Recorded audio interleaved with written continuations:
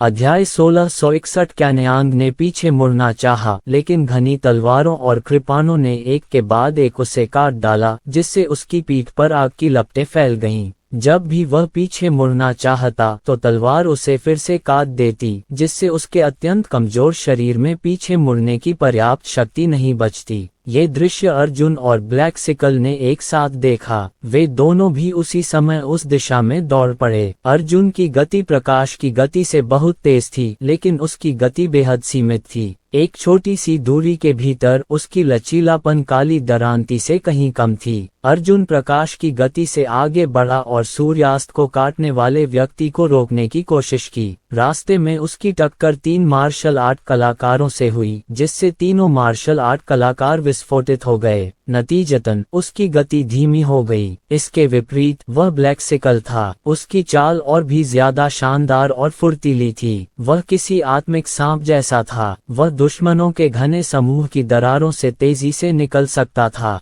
पलक झपकते ही वह दर्जनों लोगों को पीछे छोड़ते हुए कैनयान के पीछे पहुंच गया। काली दरांती के हाथ चमके और 7-8 लोगों के सिर कट गए, लेकिन उसी समय 1 दर्जन से अधिक अन्य लोगों की तलवारों ने काले दरांती को जमीन पर गिरा दिया। कैनयांग ने पलटकर अपनी भारी मुट्ठी लहराए। उसकी बड़ी मुट्ठी एक व्यक्ति की छाती पर लगी और उसे पीछे की ओर धकेल दिया। ये व्यक्ति दूसरे व्यक्ति से टकराया, दूसरा व्यक्ति तीसरे व्यक्ति से और तीसरा व्यक्ति चौथे व्यक्ति से। एक सीधी रेखा पर खड़े 7 लोगों को एक मुक्का के भेदक बल से जोड़ दिया गया, जिससे सीधी रेखा में विस्फोट हो गया। गड़गड़ाहट। एक शक्तिशाली स्वर्ग विरोधी मुक्के ने उन 7 को चूर चूर कर दिया। देखते ही देखते एक सीधी रेखा में सारी इमारतें नष्ट हो गईं। मुझे भी मदद दो, कैनयांग दहाड़ा। तभी अर्जुन दौड़कर वहां पहुंच गया। उसने एक हाथ से बचे हुए सूरज के तलवे पकड़े और उसे आकाश में फेंक दिया। सूरज आसमान में ऊंचा उठ गया और 7-8 लोग उछल पड़े। वे हाथ, पैर, बाहें, गर्दन और सिर से लिपटे हुए थे। शेष सूर्य ने इन लोगों की उपेक्षा की और चिल्लाया, रास्ते से हट जाओ। एक क्षण में अर्जुन ब्लैक सिकल और ब्लू स्काई के सामने आ गया और तुरंत उन तीनों की रक्षा के लिए विनाशक ढाल स्थापित कर दी। टूटी हुई स्टार मुट्ठी। बचा हुआ सूरज हवा में गरजा। उसका पूरा शरीर अचानक एक चमकदार और चकाचौंध भरी चमक से भर गया, जिसे सीधे नहीं देखा जा सकता था। उसका पूरा शरीर पृथ्वी पर गिरे किसी क्षुद्र ग्रह की तरह अचानक नीचे उतर आया। धमाका। एक मुक्का। प्रकाश नगर की पूरी भूमि ऊपर तैर गई थी। धरती मानो समुद्र की सतह पर तैरती हुई टूटी हुई बर्फ की तरह थी। लहरें अशांत और लहरा रही थीं, और विस्फोट से उत्पन्न उच्च दबाव ने पूरे लाइट सिटी को विनाश के कगार पर ला दिया। पृथ्वी आकाश में छिड़कने और सब कुछ नष्ट करने वाली थी। इस समय शराबी फूल मंडप में मास्टर 6 ने अपने बाएं हाथ में चाय का कप पकड़ रखा था। अपने दाहिने हाथ से मध्यमा उंगली पकड़ी और धीरे से उसे नीचे दबाया। रोशनी के शहर की पूरी जमीन तुरंत क्षितिज पर लौट आई। वहां इतनी शांति थी कि ऐसा लग रहा था मानो वह मर गई हो। हालांकि कैनयांग का सुपर भारी पंच फिर भी फट गया। उसकी मुक्का के परिणाम स्वरूप एक अत्यंत शक्तिशाली आघात तरंग विस्फोट की तरह एक वलय में फैल गई। ऊर्जा तरंग की चपेट में आए सभी दुश्मन पहले ही पल में चूर्ण और तात्विक कणों में बदल गए। मरने वालों की संख्या 80 तक पहुंच गई। मार्शल कलाकारों की दूसरी पंक्ति एक के बाद एक कुचल दी गई और मरने वालों की संख्या 40 तक पहुंच गई। मार्शल कलाकारों की तीसरी पंक्ति कुचल दी गई थी और मरने वालों की संख्या 70 तक पहुंच गई थी। मार्शल कलाकारों की चौथी पंक्ति कुचल दी गई और मरने वालों की संख्या 102 तक पहुंच गई।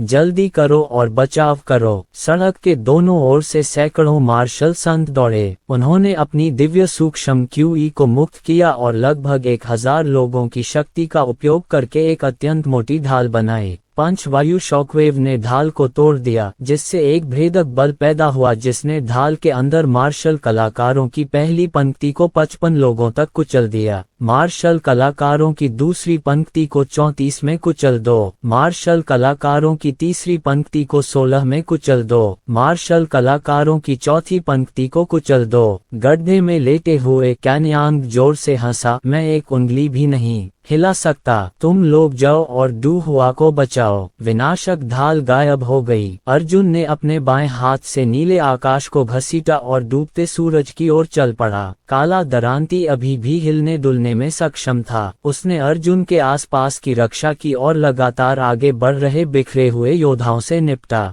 चलो चलें। अर्जुन क्रेटर के पास आया और नीचे सूरज की ओर देखा। कैनयांग ने हाथ हिलाकर कहा, मैं अब और नहीं चल सकता, मुझे अकेला छोड़ दो और अनार को बचा लो। अर्जुन की अभिव्यक्ति अपरिवर्तित रही और उसने कहा, आप उनमें से एक को भी नहीं खो सकते, चलो चलें। उसने अपना दाहिना हाथ हिलाया और हाउतन दर्पण उड़ गया तथा शेष सूर्य को आगे ले गया। मैं भी नहीं कर सकता, लैंतियान ने दो मुंह खून खांसते हुए कहा। ब्लैकसिकल ने कहा, मैं अभी भी कुछ समय तक लड़ सकता हूँ, लेकिन मुझे नहीं लगता कि मैं ज्यादा देर तक टिक पाऊंगा। कितने इस समय वे दर्शक जो इतनी भीषण लड़ाई देखकर सोचना भूल गए थे, अचानक जाग उठे। किसी ने चिल्लाकर कहा। एक अन्य व्यक्ति आश्चर्य से चिल्लाया, ये तो 2200 मीटर हो गया है। हे भगवान, ये तो सबसे मजबूत रिकॉर्ड को भी पार कर गया है। ये लोग तो राक्षसों के राक्षस हैं। कोई भी आज तक इतनी दूर तक नहीं गया। अभी भी 400 मीटर बाकी हैं। किसी ने आह भरते हुए कहा, उन चारों की हालत देखकर मुझे डर है कि वे अंत तक टिक नहीं पाएंगे। युद्ध के मैदान पर ब्लैकसिकल, कैनयांग और ब्लू स्काई ने एक ही समय में अर्जुन को देखा। ब्लैकसिकल ने कहा, मुझे डर है कि आखिरी भाग के लिए तुम्हें खुद पर निर्भर रहना पड़ेगा।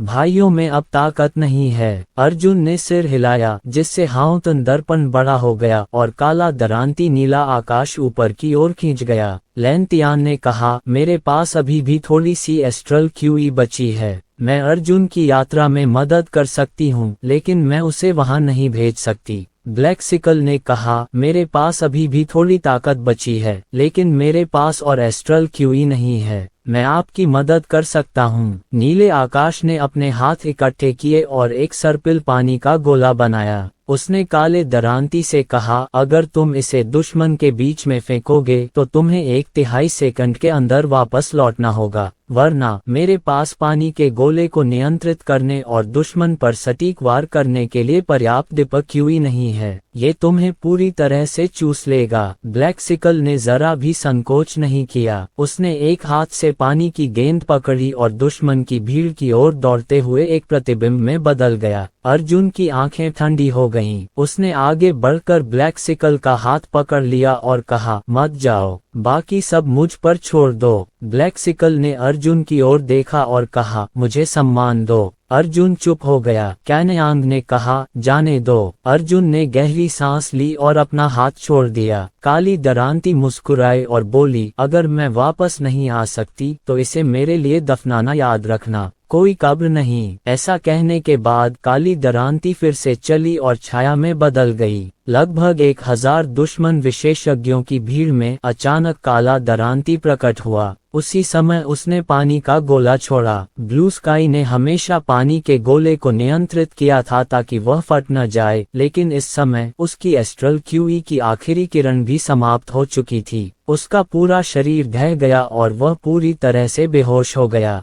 भिन्न भिन्नों पानी की गेंद जो नियंत्रण खो चुकी थी तेजी से घूमने लगी। सभी दुश्मन मार्शल कलाकारों ने इस चीज का भयानक रूप देख लिया था। सभी पागलों की तरह इधर उधर भागने लगे। कुछ लोग अपनी कृपाणों की रोशनी को गाढ़ा करके पानी के गोले को काटने की कोशिश करने लगे, जबकि कुछ लोग खुद को शिकार बनने से बचाने के लिए दूर भागने की कोशिश कर रहे थे। हालांकि इन लोगों को एक ऐसा आकर्षण महसूस हुआ जो पानी की गेंद से अलग था। उन्होंने अचानक पलट कर देखा तो पानी की गेंद के नीचे एक काली दरांती बैठी थी। ब्लैकसिकल एक घुटने पर बैठा था। उसके हाथों में 1322 चांदी के धागे थे जो हर दुश्मन को जोड़ते थे। वह वापस नहीं आना चाहता था। कैनयांग की पुतलियां सिकुड़ गईं। काली दरांती ने सभी धागों को खींच लिया और सभी दुश्मनों को रोक दिया, जिससे वे घटनास्थल से भागने में सफल नहीं हो सके। वह अर्जुन की ओर मुस्कुराया और बोला, यह एकमात्र चीज है जो मैं कर सकता हूँ।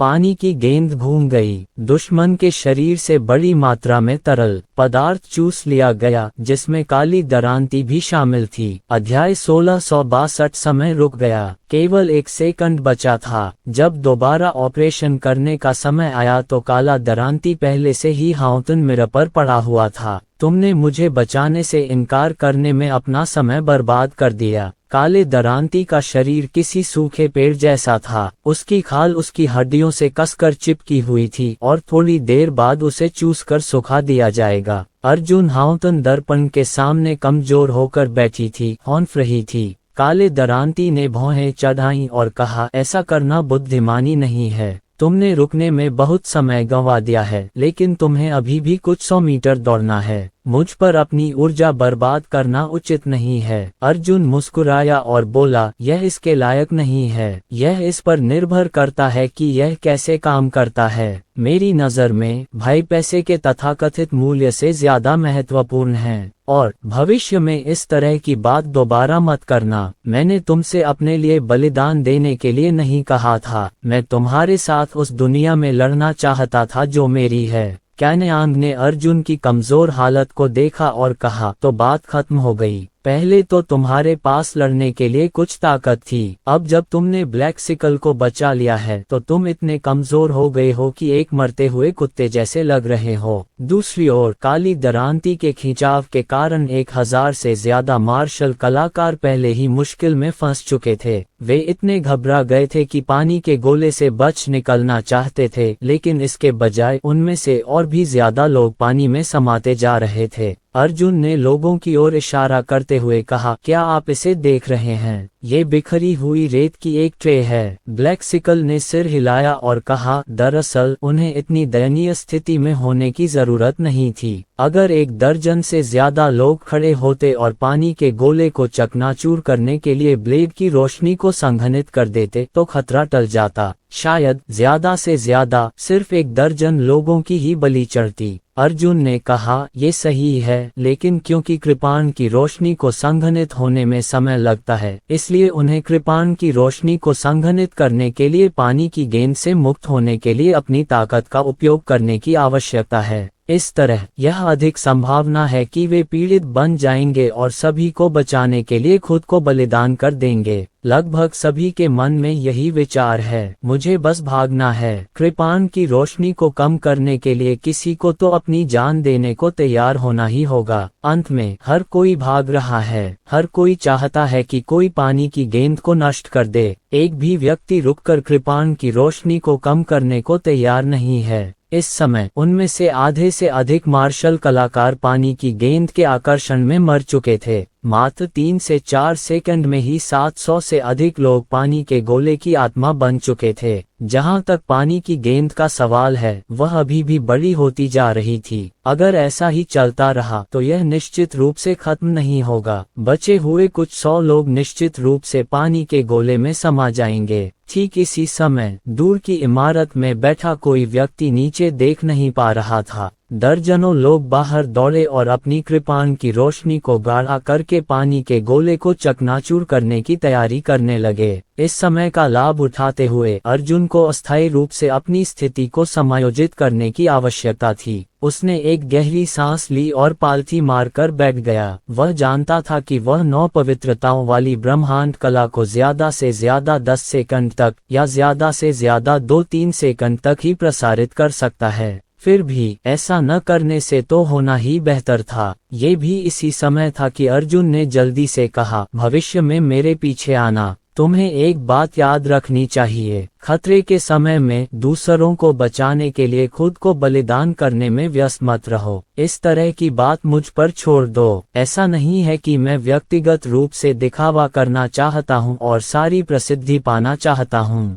ऐसा इसलिए है क्योंकि मेरी शैली हमेशा से ऐसी ही रही है। मुझे इसकी आदत है। इस बिंदु पर अर्जुन ने ब्लैक सिकल की ओर देखा और कहा, जैसा आपने अभी किया, न केवल आप मुझे लाभ प्राप्त करने में मदद नहीं कर सकते, बल्कि आप मुझे नुकसान भी पहुंचाएंगे, क्योंकि मेरा दाव हॉट मुझे आपको मरते हुए देखने की अनुमति नहीं देगा, लेकिन मैं उदासीन रहूंगा। तो फिर ऐसा कहना अधिक लागत प्रभावी कैसे होगा? ब्लैक्सिकल मुस्कुराया और आह भरते हुए बोला, आप जीत गए। धमाका! उसके ठीक सामने नीले आकाश में दीपक क्यूई के अंतिम रेशे से संघनित पानी का गोला अंततः टूट गया। परिणामस्वरूप 1000 से अधिक लोगों में से केवल 200 से 300 लोग ही जमीन पर खड़े रह गए। इस परिणाम से दर्शकों के दिलों में बहुत गहरा सदमा पहुंचा। इस बार सड़कों पर उतरना और झंडा छीनना उनकी कल्पना से कहीं ज्यादा जबरदस्त था। इससे भी ज्यादा गंभीर बात यह थी कि बलिदान बहुत बड़ा था। इस बार कितने मार्शल संत मारे गए, ये संख्या उम्मीद से कहीं ज्यादा थी, क्योंकि किसी ने कभी सोचा भी नहीं था कि 4 मार्शल संत प्रथम स्तर इतनी बड़ी संख्या में हताहत कर सकते हैं। फुसफुसाते हुए अर्जुन विशाल कृपाण हाथ में लिए खड़ा हो गया। उसके पूरे शरीर की हर मांसपेशी असहनीय दर्द से भर गई, यहाँ तक कि उसका दाहिना हाथ जो विशाल कृपाण पकड़े हुए था कांप रहा था। अर्जुन को अवर्णनीय थकान ने घेर लिया। कैन यांग ने अपना सिर हिलाया, तुम अभी भी क्यों लड़ रहे हो? दूसरी तरफ अभी भी 200-300 लोग हैं। तुम्हारी वर्तमान स्थिति को देखते हुए तुम अतीत में मौत को दावत दे रहे होगे। तभी पहले से ही बेहोश नीला आकाश धीरे धीरे फिर से जाग उठा। हालांकि वह बहुत कमजोर था, वह बस अपनी आंखें थोड़ी सी खोल पा रहा था, पर उसमें एक शब्द भी बोलने की ताकत नहीं थी। अर्जुन मुस्कुराया और विशाल कृपाण ले लिया। उन्होंने अचानक कहा, पिछले कुछ दिनों से मैं तुम सबको भर्ती कर रहा हूँ।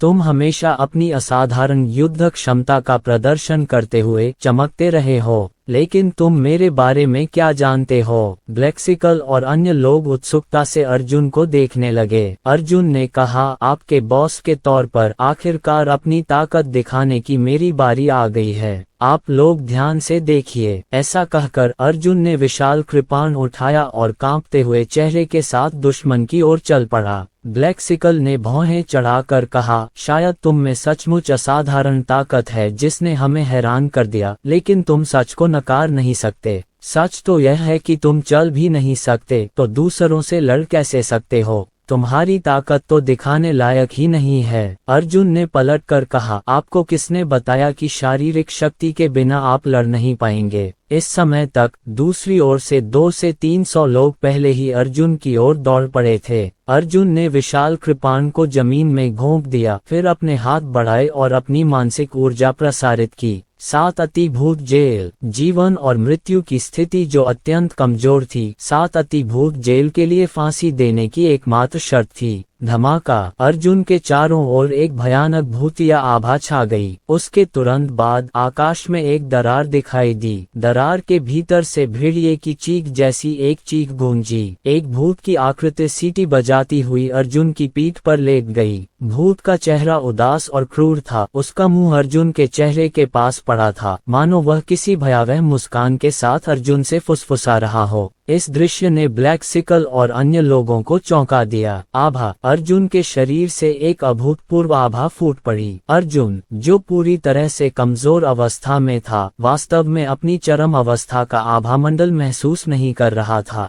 बल्कि वह और भी ज्यादा तीव्र लग रहा था। जिस समय सभी लोग अचंभित थे, अर्जुन जोर से चिल्लाते हुए बाहर आया। वह एक काली छाया में बदल गया और एक शत्रु को पकड़कर उसे जोर से जमीन पर पटक दिया। धमाका! जबरदस्त गोलाबारी से दुश्मन ने अर्जुन की गर्दन पकड़ ली। उसने अपना सिर पीछे की ओर झुकाया और जमीन पर जोर से पटका, जिससे एक गड्ढा बन गया। इस जोर से उसका शरीर भी ऊपर उठ गया। दोनों दुश्मन एक क्षण के लिए स्तब्ध रह गए और फिर अर्जुन को काटने के लिए आगे बढ़े। अर्जुन उन दोनों के बीच की खाई से तेजी से निकला। उसके बाएं हाथ ने एक की गर्दन पकड़ ली और दाएं हाथ ने एक बड़े चाकू से दूसरे का सिर 2 टुकड़ों में काट दिया। अर्जुन ने अपना मुंह खोला और अपने बाएं हाथ से पकड़े हुए दुश्मन के चेहरे पर प्रेत ऊर्जा का एक बड़ा घूंट थूक दिया। दुश्मन की एक करुण चीख निकली और उसका पूरा चेहरा पिघलने लगा। अध्याय 1663। तभी एक दूसरा भूत दरार से उड़कर आया। दोनों भूत आपस में उलझ गए। अर्जुन के शरीर की आभा एक बार फिर से बड़े हिस्से तक बढ़ गई। उसने विशाल कृपाण को जमीन में घोंप दिया और समुद्र में जाने के लिए एजियो ड्रैगन स्ट्राइक का इस्तेमाल किया। यह एक काली ज्वाला थी। अर्जुन ने एक विशाल कृपाण से एक विशालकाय काले अजगर का सिर उठाया हुआ था। 70 से 80 लोग मौके पर ही गिर पड़े। नीले अजगर की सीधी चोट से घायल हुए दर्जन भर दुश्मन पिघलकर आकाश में फैली भूतिया क्यूई में गायब हो गए थे। हमले की शक्ति एकदम नए स्तर पर पहुंच गई है। ब्लैक सिकल की पुतलियां सिकुड़ गईं और वह सदमे में चिल्लाया। इससे पहले अर्जुन केवल एक को ही मार सकता था, लेकिन दो भूतों के उस पर कब्जा करने के बाद वह वास्तव में एक ही हमले में 1 दर्जन से अधिक लोगों को मारने में सक्षम था। एक और भूत उड़कर आया और तीनों भूत आपस में उलझ गए। इसी समय अर्जुन नीला ड्रैगन से समुद्र को छोड़कर भीड़ में जा घुसा। 200 से ज्यादा लोगों ने अर्जुन को घेर लिया। अर्जुन ने अपने घोड़े पर वार किया और विशाल कृपाण उसकी कमर पर रख दी। उसने कृपाण बाएं हाथ में और मूठ दाएं हाथ में पकड़ी। प्रकाश की गति कृपाण / ड्रॉ स्वूश। ये ड्रैगन के मांस और रक्त, प्रकाश की सही गति और 7 पूर्णभूत जेल द्वारा ट्रिगर किए गए ड्राइंग सेबर / के बराबर था। पूर्णिमा के चांद की काली कृपाण जैसी रोशनी चीख कर फैल गई। इस समय कई दुश्मन पहले ही हमला कर चुके थे। गंदी कृपाण और तलवार की रोशनी नीचे गिर गई, लेकिन महान पूर्णिमा चित्रकारी कृपाण ने उन सबको उड़ा दिया। इस बार दुश्मन के हमले ने अर्जुन के ड्रॉइंग सेबर / को भी रद्द कर दिया। चारों भूतों पर भूत सवार था। अर्जुन ने एक पल भी संकोच नहीं किया और प्रकाश की गति से अपनी कृपाण फिर से खींच ली। पूर्णिमा की कृपाण रोशनी का एक और दौर शुरू हुआ। इससे पहले कि दुश्मन कुछ प्रतिक्रिया कर पाते, 100 से अधिक लोगों का सिर काट दिया गया। समुद्र में डूबता सूरज। उसके पीछे दुश्मन के दीपक क्यूई का एक मजबूत उतार चढ़ाव था। दुश्मनों की संख्या बहुत कम हो गई थी, जिससे युद्ध क्षेत्र में खुली जगह खाली हो गई थी। आखिरकार उन्हें अपने युद्ध कौशल दिखाने के लिए जगह मिल गई थी। हालांकि अर्जुन ने अपना सिर भी नहीं घुमाया, बल्कि प्रकाश की गति से पीछे की ओर वार किया। 6ठे स्तर का मार्शल संत मार्शल कलाकार अभी भी अपनी एस्ट्रल क्यूई को संघनित कर रहा था। उसका मार्शल कौशल आकार लेने ही वाला था, लेकिन इसी क्षण प्रकाश की गति उसकी ओर तेजी से बढ़ रही थी। सबको अपने सामने बस एक काली रोशनी की चमक दिखाई दे रही थी। जिस मार्शल आर्टिस्ट ने मार्शल आर्ट का अभ्यास किया था, उसका शरीर 2 टुकड़ों में बढ़ गया था। ब्लैक सिकल ने उत्साह से अपने होंठ चाटे और कहा, प्रकाश की गति के सामने धीरे धीरे ताकत इकट्ठा करना मौत को दावत देना है।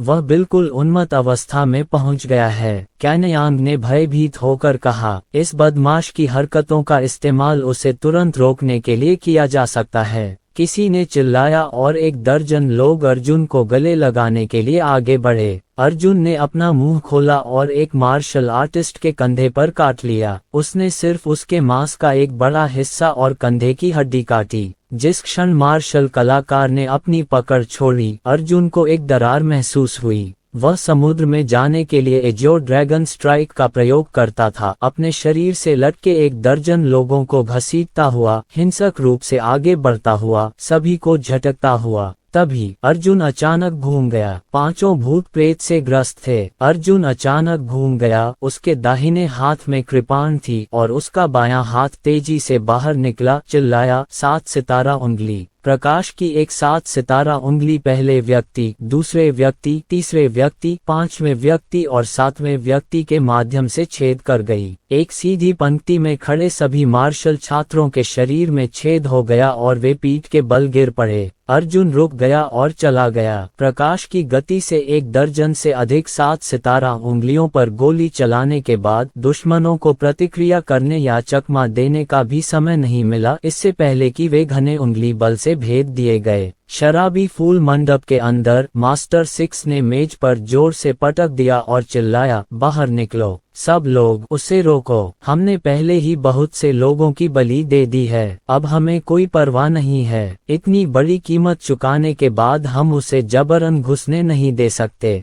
एक क्षण में मार्शल सेंट विशेषज्ञ ड्रंकन फ्लावर स्ट्रीट के दोनों ओर की इमारतों से बारिश की तरह आ पहुंचे। बड़ी संख्या में मार्शल आर्ट कलाकार आसमान से नीचे कूद पड़े और छोटे छोटे काले बिंदुओं में बदल गए। यह आश्चर्यजनक रूप से लोगों की बारिश थी। ये दृश्य देखकर दर्शक स्तब्ध रह गए। उसे और कितना भुगतान करना होगा। अर्जुन ने अपना सिर उठाकर लोगों की बारिश को देखा। उसके हाव भाव नहीं बदले। उसका दाहिना हाथ कांपा और 300 मीटर लंबी ड्रैगन झटका देने वाली धूप ने तुरंत आकार ले लिया। तत्काल उत्सर्जन, प्रकाश की गति, चौंकाने वाला ड्रैगन सनशाइन। आकाश में कृपाण की छायाएं चमक उठी और 300 से अधिक लोग आग में जल गए। 6 भूतों पर कब्जा था। लोगों का एक समूह दौड़ा आया और उनमें से 33 लोग एक दूसरे के बगल में झुक गए और अर्जुन पर बड़ा हमला बोल दिया। अर्जुन मुस्कुराया। उसका मुंह जमीन में दरार की तरह खुल गया और सांस लेते समय उसके मुंह से एक घनी भूतिया आभा निकली। उसकी मुस्कान पाखंडी और दुष्ट थी, मानो वह कोई भूत हो जो पापमोचन से बाहर आ रहा हो। उसने कृपाण को जमीन में घोंप दिया और आगे की ओर बढ़ा। धमाका! जमीन पर इतनी जोर से धक्का मारा गया कि वह एक बार उछल गई और एक के बाद एक गड्ढे ढह गए। इस लात के बल से अर्जुन एक काले धूमकेतु की तरह 33 लोगों की ओर टूट पड़ा। 33 मार्शल सेंट छठी परत के मार्शल कलाकारों से निपटने के लिए क्रूर बल का उपयोग करना। सभी खड़े लोगों ने ठंडी हवा में सांस ली। इससे पहले अर्जुन ने लोगों को मारने के लिए ज्यादातर युद्ध तकनीकों का इस्तेमाल किया था, लेकिन इस बार यह एक वास्तविक संघर्ष था। यहाँ तक कि छोटे से गुप्त क्षेत्र में भी जब स्वर्ण रक्त भयंकर जानवर ने स्वर्ग क्षेत्र के विशेषज्ञों को मार डाला, तब भी वह उन्हें एक एक करके हराने में सक्षम था और वह कभी भी भीड़ को एक एक करके हराने में सक्षम नहीं था। धमाका! दोनों पक्ष आपस में भिड़ गए। उस क्षण अर्जुन रुक गया और 33 मार्शल संत तुरंत मौलिक कणों में बदल गए। मार्शल कलाकार प्रकाश की चमक में बदल गए और पंखे के आकार में पीछे की ओर भागे, जिससे शवों के अवशेष भी पीछे नहीं बचे। जो मार्शल कलाकार अभी भी आसमान से उतर रहे थे, वे डरे हुए थे। वे जमीन पर उतरने की हिम्मत नहीं जुटा पाए, बल्कि सभी दिशाओं में भाग गए। ताकत में अंतर बहुत ज्यादा था। ये खत्म होने लायक नहीं था। दर्शक अचंभित रह गए। क्या यह अभी भी मार्शल सेंट दायरे के प्रथम स्तर और मार्शल सेंट दायरे के छठे स्तर के बीच लड़ाई थी? सख्ती से कहा जाए तो 7 अतिवादी भूत जेल एक अनुबंध था। अपनी कमजोर अवस्था में अर्जुन में अब कोई ताकत या आभा नहीं थी। वह पाताल लोक की शक्ति का उपयोग कर रहा था। भूत ने अपनी शक्ति अर्जुन को दे दी और अर्जुन ने भूत को मारकर उसे जीवित कर दिया। यह अनुबंध का पहला चरण था। अगर अर्जुन में जरा सी भी घबराहट होती तो दुष्ट आत्मा उसे तुरंत खा जाती। यह अनुबंध का दूसरा स्तर था। अर्जुन कितनी निचली क्षेत्र की शक्ति उधार ले सकता था, ये पूरी तरह से उसके अपने क्षेत्र और सहनशीलता पर निर्भर करता था। साधना क्षेत्र जितना ऊंचा होगा, उतनी ही अधिक अधोलोक शक्ति वह उधार लेगा। जैसे आपके पास एक कप है, मेरे पास एक समुद्र है, आप मुझसे कितना पानी उधार ले सकते हैं, ये पूरी तरह से इस बात पर निर्भर करता है कि आपका कप कितना बड़ा है। जहां तक मार्शल कलाकारों का सवाल है, जो अर्जुन को रोकने के लिए जिम्मेदार थे, वे अब उससे निपटने का कोई रास्ता नहीं ढूंढ पा रहे थे। चेतना से लड़ने में अच्छा नहीं, कृपाण प्रकाश से लड़ने में अच्छा नहीं, युद्ध कौशल में अच्छा नहीं, क्रूर बल से लड़ने में अच्छा नहीं, यहाँ तक कि मार्शल कौशल से लड़ने में भी अच्छा नहीं।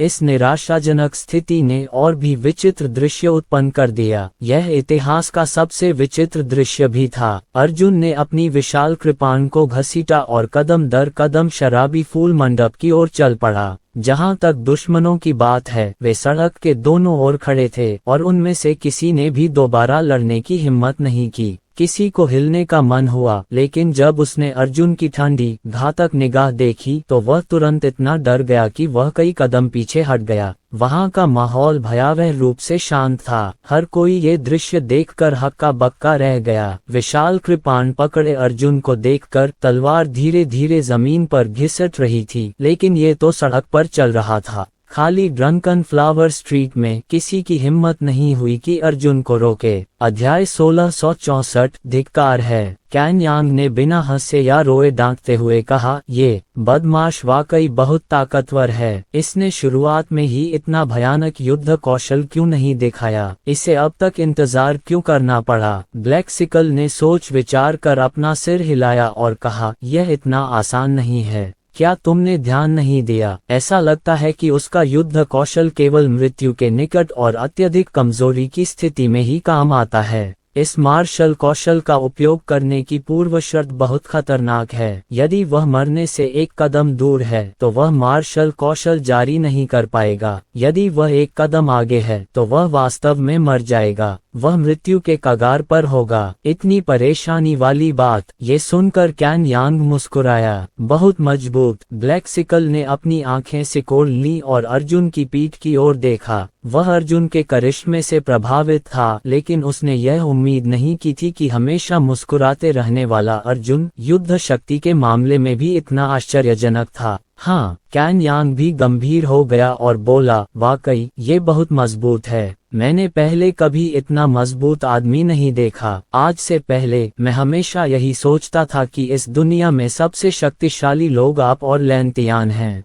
तो यह वही थे। अर्जुन ध्वजस्तंभ से केवल 50 मीटर की दूरी पर था। वह दौड़ना चाहता था, लेकिन उसकी हिम्मत नहीं हुई। उस पर पहले से ही 6 भूतों का कब्जा था, लेकिन अगर कोई उसे मारने नहीं आया तो उसके पास भूतों को पालने के लिए कोई नया जीवन नहीं बचेगा। अगर वह दौड़कर आता तो पाताल लोक की और भी ज्यादा ऊर्जा खर्च करता। बुरी आत्माओं को खाने वाला कोई नहीं था। शायद उन्हें खाने वाला अगला व्यक्ति अर्जुन था। वास्तव में अर्जुन के शरीर पर भूत की आकृतियां पहले से ही बहने लगी थीं और वे किसी भी समय दरारों द्वारा वापस खींची जा सकती थीं। इस समय शराबी फूल मंडप में मास्टर 6 ने गुस्से से मेज पर थप्पड़ मारा। क्या कोई नहीं है जो उसे रोक सके? ये सब बकवास है, ये सब बकवास है। तेज ब्लेड, जाओ। ड्रंकन फ्लावर स्ट्रीट में अर्जुन झंडे के खंभे से सिर्फ 30 मीटर की दूरी पर था। विशाल कृपाण जमीन पर घसीटा गया, जिससे चिंगारियां निकलने लगीं। उसके ठीक सामने संयमित गति और स्थिर कदमों वाले लोगों का एक समूह अचानक बाहर आया। ये सभी लोग काले लबादे पहने हुए थे और अपने चेहरे परछाई से ढके हुए थे। उनके दोनों हाथों में एक पतली संकरी 2 मीटर लंबी कृपाण थी।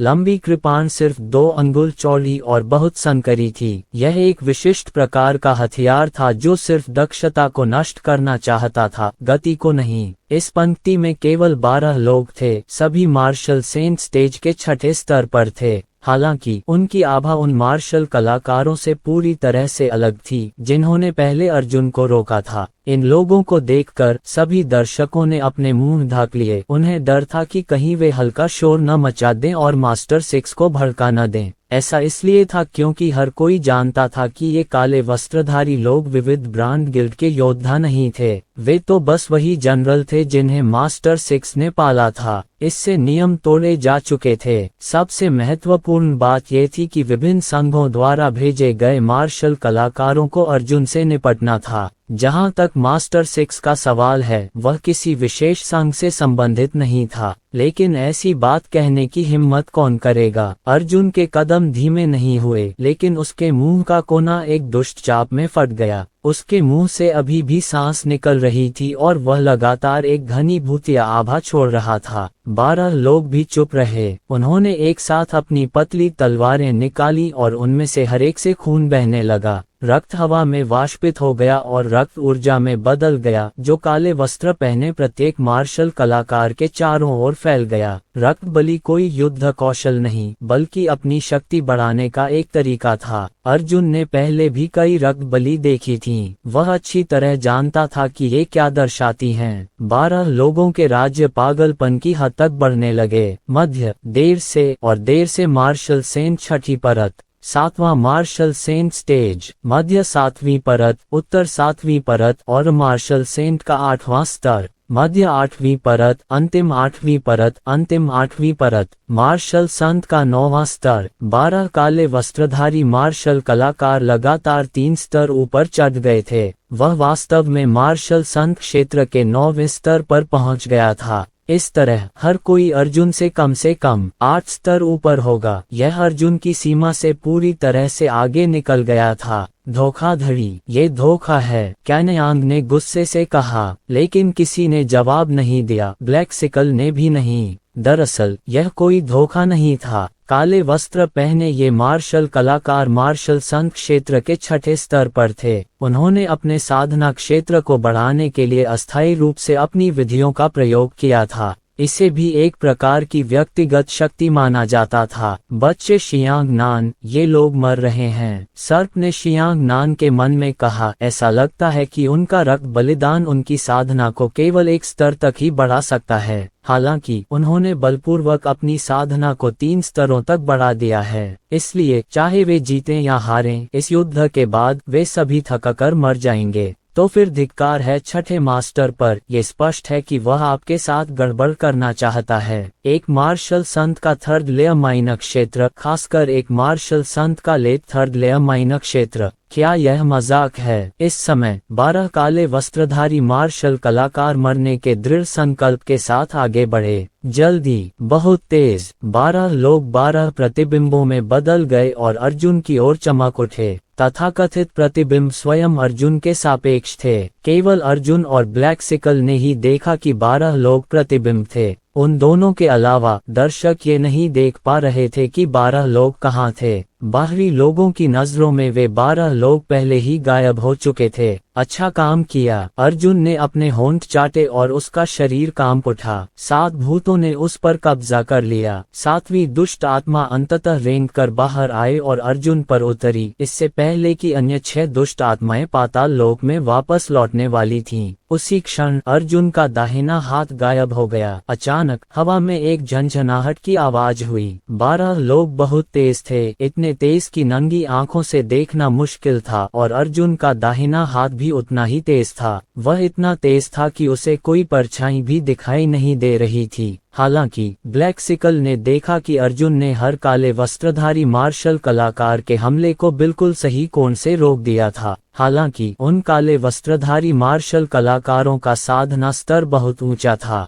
जब अर्जुन हमले को रोक रहा था तो वह चारों ओर उड़ गया। हालांकि उड़ते समय भी वह दुश्मन के हमले के मार्ग का सटीक रूप से पता लगा सकता था। वह अब और नहीं रुक सकता, कैनयांग ने कहा। ब्लैक सिकल ने अपना सिर हिलाया और कहा, वह सचमुच अब और नहीं टिक सकता। हर बार जब वह दुश्मन के हमले को रोकेगा तो उस पर इसका गंभीर प्रभाव पड़ेगा। लेकिन मुझे नहीं पता क्यों, मुझे हमेशा लगता है कि चीजें इतनी आसान नहीं हैं। उसे दुश्मन का सीधा सामना नहीं करना चाहिए। अपनी युद्ध चेतना के साथ वह दुश्मन के हमले से बच सकता है, लेकिन वह ऐसा नहीं करता। मुझे लगता है कि वह किसी चीज या अवसर का इंतजार कर रहा है। युद्ध के मैदान पर अर्जुन ने अपना सिर नीचे कर लिया और उसका शरीर बाईं और दाईं ओर हिल गया, लेकिन उसके दाहिने हाथ ने अभी भी तेजी से कई अवरोधक गतिविधियां की। 12 योद्धाओं ने अर्जुन पर अंधाधुंध बमबारी शुरू कर दी। हालांकि उन्हें एक गंभीर समस्या का एहसास हुआ। उनके क्षेत्र बहुत ऊंचे थे, लेकिन वे कम समय में अर्जुन के हथियारों और भुजाओं को नष्ट करने में असमर्थ थे। उसी क्षण 12 लोगों ने एक दूसरे को देखा और वे एक पंक्ति में खड़े हो गए। अपने जीवन के अंतिम क्षण में 12 लोगों ने अपनी एस्ट्रल क्यूई को 11 लोगों के शरीर में धकेल दिया। 11वें ने 10वें में और 10वें ने 9वें, 8वें, 5वें और पहले में। यह एक मार्शल कलाकार का था जिसने बलपूर्वक अपने एस्ट्रल क्यूई को दूसरे मार्शल कलाकार के शरीर में डाल दिया था, लेकिन उसके एस्ट्रल क्यूई के उतार चढ़ाव उंगलियों के निशान की तरह बिल्कुल समान नहीं थे। एक मार्शल आर्टिस्ट दूसरों की एस्ट्रल क्यूई को पूरी तरह से स्वीकार नहीं कर पाएगा। अगर वह इसे जबरदस्ती स्वीकार कर ले तो इसका एक ही नतीजा होगा, और वह ये कि उसका आध्यात्मिक सागर और मेरिडियन बुरी तरह क्षतिग्रस्त हो जाएंगे या नष्ट भी हो जाएंगे। हालांकि 12 लोग डरे नहीं थे। उन्होंने तो उन्हें मौत के घाट उतार दिया था, क्योंकि वे अर्जुन के साथ मरना चाहते थे। उस समय पहले व्यक्ति के शरीर पर एक अविश्वसनीय रूप से भयानक आभा छा गई।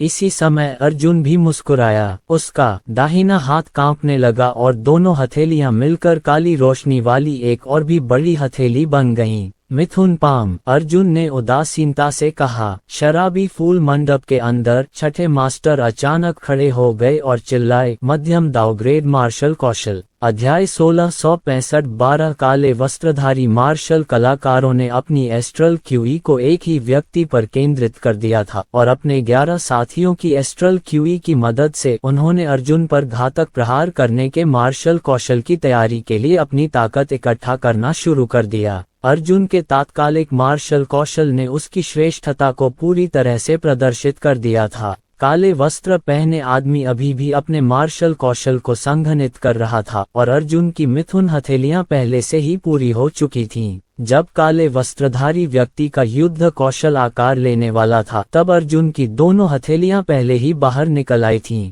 जब काले वस्त्रधारी व्यक्ति का युद्ध कौशल पहले ही आकार ले चुका था तब अर्जुन की मिथुन हथेलियां पहले ही उस पर प्रहार कर चुकी थीं। धमाका! एक चमकदार रोशनी चमकने के बाद अर्जुन अपने हाथ में एक विशाल कृपाण लेकर ध्वजस्तंभ की ओर लंगड़ाता हुआ चला गया। उसके सामने 12 काले वस्त्रधारी मार्शल कलाकार पहले ही गायब हो चुके थे। दर्शकों ने अपने शरीर की रक्षा के लिए अपनी दीपक क्यूई का इस्तेमाल किया। उन्होंने बड़ी मुश्किल से अपनी आंखें खोलीं और ये दृश्य देखा। क्या हुआ? किसी ने घबरा कर चिल्लाया, लेकिन कोई भी जवाब नहीं दे सकता। कोई भी अपनी आंखों से ये सब होते हुए नहीं देख सकता था। वह कहाँ है? वह क्यों चला गया? छठे मास्टर का परपोता गुस्से से चिल्लाया, वह कहाँ गया? क्या वह भाग गया? सिर्फ मास्टर 6 चुप रहा। उसकी नजरें शराबी फूलों के मंडप की दीवारों और इमारतों को चीरती हुई अर्जुन को घूर रही थीं। मास्टर 6 को एक खतरा महसूस हुआ, एक अभूतपूर्व खतरा। उसने पहले कभी अर्जुन जैसा कोई व्यक्ति नहीं देखा था। उसने कभी नहीं देखा था कि बेहुआंग बाह्य जब इतना जिंदा दिल था तब वह कितना शक्तिशाली था। हालांकि उसका मानना था कि बाह्य जब जवान था तब भी वह अर्जुन जितना तेजस्वी नहीं होना चाहिए था। एक ही विकल्प है। मास्टर 6 की चेतना से एक आवाज आई और सीधे अर्जुन तक पहुंच गई। अर्जुन के अलावा कोई और उसे सुन नहीं सका। अर्जुन अपने हाथ में विशाल कृपाण लेकर ध्वज स्तंभ की ओर चलता रहा। झंडे पर पड़ा कमजोर अनार का फूल पहले ही चीख चुका था। उसे यकीन नहीं था कि दुनिया में कोई उसके साथ इतना अच्छा व्यवहार करेगा और उसकी इतनी बड़ी कीमत चुकाएगा।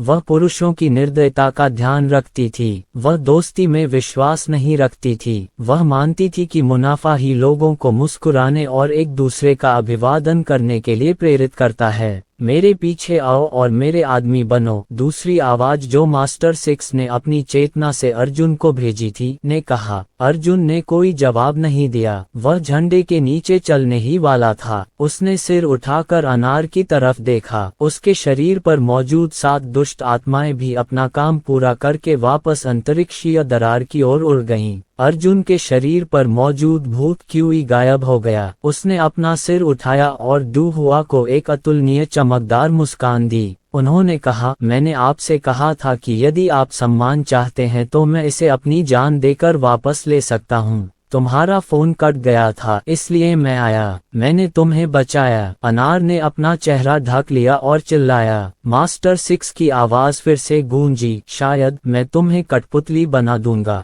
जियो, मेरा अनुसरण करो, मरो, मेरी कठपुतली बनो, अपना चुनाव स्वयं करो। अर्जुन ने कोई जवाब नहीं दिया। उसकी आंखें अनारों से भरी थीं। उसने अपनी पीठ पर रखे विशाल कृपाण को संभाला और झंडे के खंभे पर चढ़ने लगा। तीरंदाज किसी भी समय अर्जुन पर गोली चलाने के लिए तैयार थे, बस मास्टर 6 के कुछ कहने का इंतजार कर रहे थे। मास्टर 6 ने अपनी आंखें बंद कर लीं। ऐसा लग रहा था जैसे वह आंखें बंद करके आराम कर रहा हो, लेकिन असल में वह अर्जुन से बात कर रहा था। लगता है तुमने दूसरा विकल्प चुना है। ठीक है, तो मैं तुम्हारा दिमाग छीन लूंगा और तुम्हें अपनी कठपुतली बना लूंगा। जैसे ही उसने बोलना समाप्त किया, एक अदृश्य चेतना अचानक शराबी फूल मंडप से बाहर उड़ गई और अर्जुन की भौहों के बीच आ गिरी। ये चेतना अर्जुन के शरीर को छीन लेना चाहती थी। इस समय अर्जुन की छाती के नीचे से एक छोटा सा जेड पेंडेंट बाहर निकल आया। जेड पेंडेंट एक मंद रोशनी के साथ टिमटिमा रहा था। डिंग! मास्टर 6 की चेतना जेड पेंडेंट से आने वाले प्रकाश से अवरुद्ध हो गई और वापस लौट आई। शराबी फूल मंडप के अंदर छठे मास्टर ने अचानक अपनी आंखें खोलीं और उसके मुंह के कोने से खून के निशान निकल रहे थे।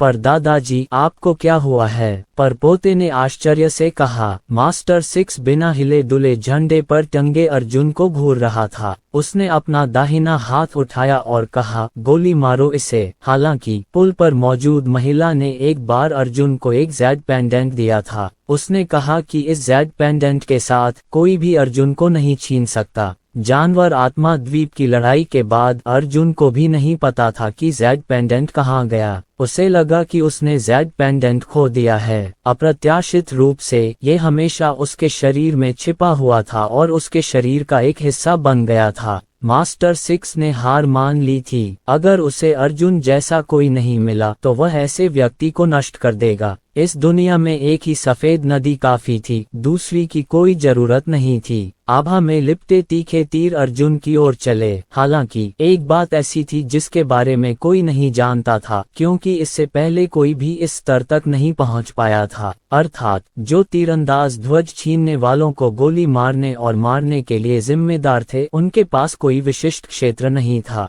जो तीर ऊपर से उड़े वे वास्तव में मार्शल सेंक 9वीं परत के विशेषज्ञों के थे। शर्ट ब्लैक सिकल की पुतलियां सिकुड़ गईं। धिक्कार है, तीरंदाजा मार्शल सेंक क्षेत्र के 9वें स्तर पर है। ये स्पष्ट रूप से धोखा है, कैन यांग ने गुस्से से कहा। दर्शक भी दंग रह गए। हालांकि कोई कुछ नहीं कह सका। उनमें से किसी ने भी कभी असली झंडा जब्त होते नहीं देखा था और नियमों में तीरंदाजों के क्षेत्र का कोई जिक्र नहीं था। जियांग बेई, जाने दो हुआ रोइया और बोला, बस तुमने मेरे लिए बहुत कुछ कर दिया। अर्जुन ने 1 दर्जन से अधिक तीरों से बचने की कोशिश की, लेकिन उनमें से 3 उसके शरीर और छाती में घुस गए। अर्जुन अभी भी चढ़ रहा था। अब वह कुछ भी नहीं सुन सकता था, केवल उसकी आंखों में अनार थे। उसने उसे मास्टर सिक्स से मिलने के लिए लाने और एक नया संघ बनाने के लिए कहा था। उसे यहाँ फांसी पर लटकाया गया था और चाहे जो भी हो उसे वापस लाना ही था। अभी भी 7 मीटर बाकी है। तीरों का एक और दौर चला। ये सभी तीर अर्जुन के दिल पर निशाना साधे हुए थे।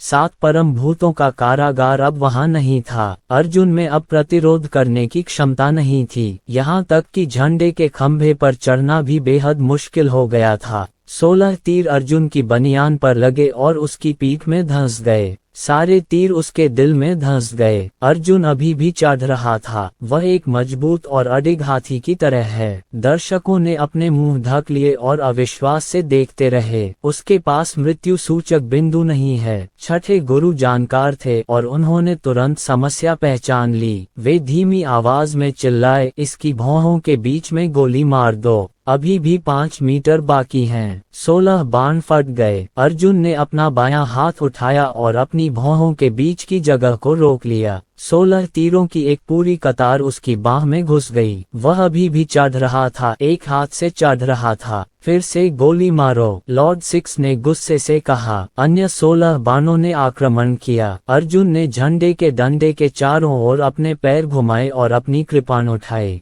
डिंग डांग डांग डांग डांग डांग डांग डांग डांग डांग डांग डांग। अर्जुन अभी भी चढ़ रहा था। अब केवल 3 मीटर ही बचे हैं। फिर से गोली मारो। मास्टर सिक्स इतना क्रोधित हुआ कि उसने एक ही लात से मेज को गिरा दिया। अर्जुन ने अपना बायां हाथ उठाया और उसका बायां हाथ 16 तीरों की एक पंक्ति से भरा हुआ था। बस 1 मीटर बचा था। अगर अर्जुन अपना दाहिना हाथ उठाए तो उसकी उंगलियों और अनार के फूल के बीच की दूरी सिर्फ 1 मीटर रह जाएगी। लेकिन उसकी भुजाएं पूरी तरह से अपंग हो चुकी थीं और उसने वास्तव में अपने पैरों को झंडे के डंडे के चारों ओर लपेट लिया था। उसे अपनी गर्दन के चारों ओर घुमा लिया था और एक कीड़े की तरह उसे थोड़ा थोड़ा करके ऊपर की ओर घुमा रहा था। मैं यहाँ हूँ, मैं तुम्हें बचाऊंगा। अर्जुन का चेहरा खून से लथपथ था और उसकी आंखें खून के आंसुओं से भरी थीं। उसने अनार के फूल को देखा। उसकी आंखों में केवल अनार का फूल था। दो हुआ इतनी जोर से रो रही थी कि वह बोल भी नहीं पा रही थी। छठे गुरु ने दीवार को लात मार कर गिरा दिया। वह उड़कर आकाश में उड़ गया। उसने एक तीरंदाजा का धनुष पकड़ा और अर्जुन पर निशाना साधा। छठे मास्टर, मैं व्यक्तिगत रूप से कार्रवाई करने जा रहा हूँ। अर्जुन आखिरकार अपनी मंजिल पर पहुंच गया। उसने अपने दांतों से अपनी बाह से मांस और खून का एक पूरा टुकड़ा काट लिया। उसने मांस और खून थूक दिया। उसे अनार के फूल के चारों ओर लपेट दिया। फिर दांत पीसते हुए गिड़गिड़ाया, मैं तुम्हें घर ले जाऊंगा। छठे मास्टर की आंखें हत्या के इरादे से फट गईं और एक तीर प्रत्यंचा से बाहर निकल आया। अध्याय 1666 जीवन और मृत्यु दांव पर थे।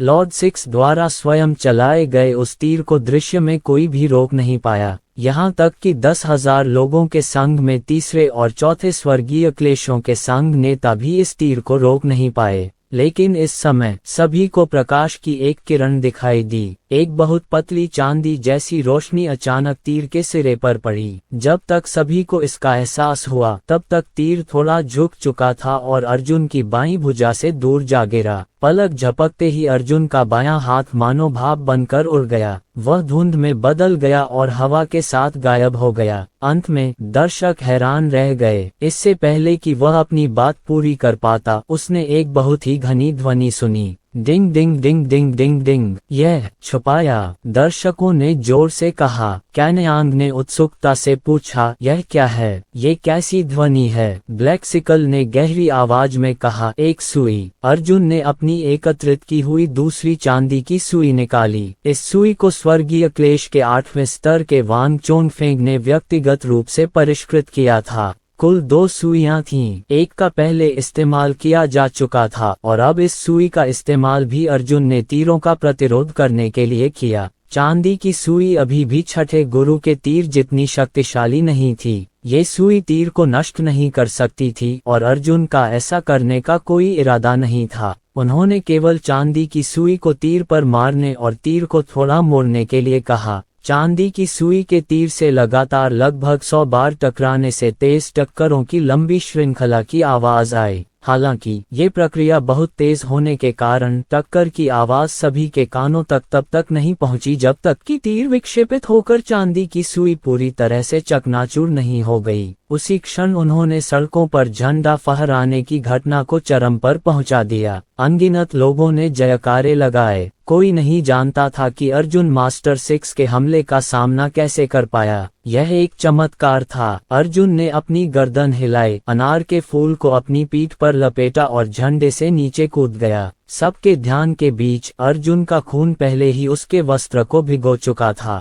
वह अनार को अपनी पीठ पर लाद कर ले गया। वह यहाँ कैसे पहुँचा और वापस कैसे आया? शराबी फूलों वाली गली में अनगिनत लाशें बिखरी पड़ी थीं। अर्जुन लाशों और अनारों को पीठ पर लादे कदम कदम पीछे की ओर चल रहा था। काका का एक लंबे धनुष की ध्वनि सुनी जा सकती थी। क्रोधित छठे मास्टर ने दूसरी बार अपना धनुष और बाण निकाला और अर्जुन पर निशाना साधा। वह चाहता था कि वह इस अर्जुन को तुरंत मार डाले। उसने पहले कभी किसी के प्रति ऐसी हत्या की मंशा महसूस नहीं की थी। जैसे ही वह अपने ही नियमों का उल्लंघन करने वाला था, अर्जुन ने बिना पीछे मुड़े कुछ कह दिया। इस वाक्य से मास्टर 6 तुरंत हताश हो गया। ये खत्म हो गया है, अर्जुन ने कहा। बिल्कुल सही, ये पहले ही खत्म हो चुका है। अर्जुन ने प्रकाश नगर के इतिहास में पहली बार झंडा लेकर उस व्यक्ति को सफलतापूर्वक बचाया जिसे वह बचाना चाहता था। छठे मास्टर का दूसरा तीर, जो नियमों का उल्लंघन करता था, अंततः नहीं चलाया जा सका।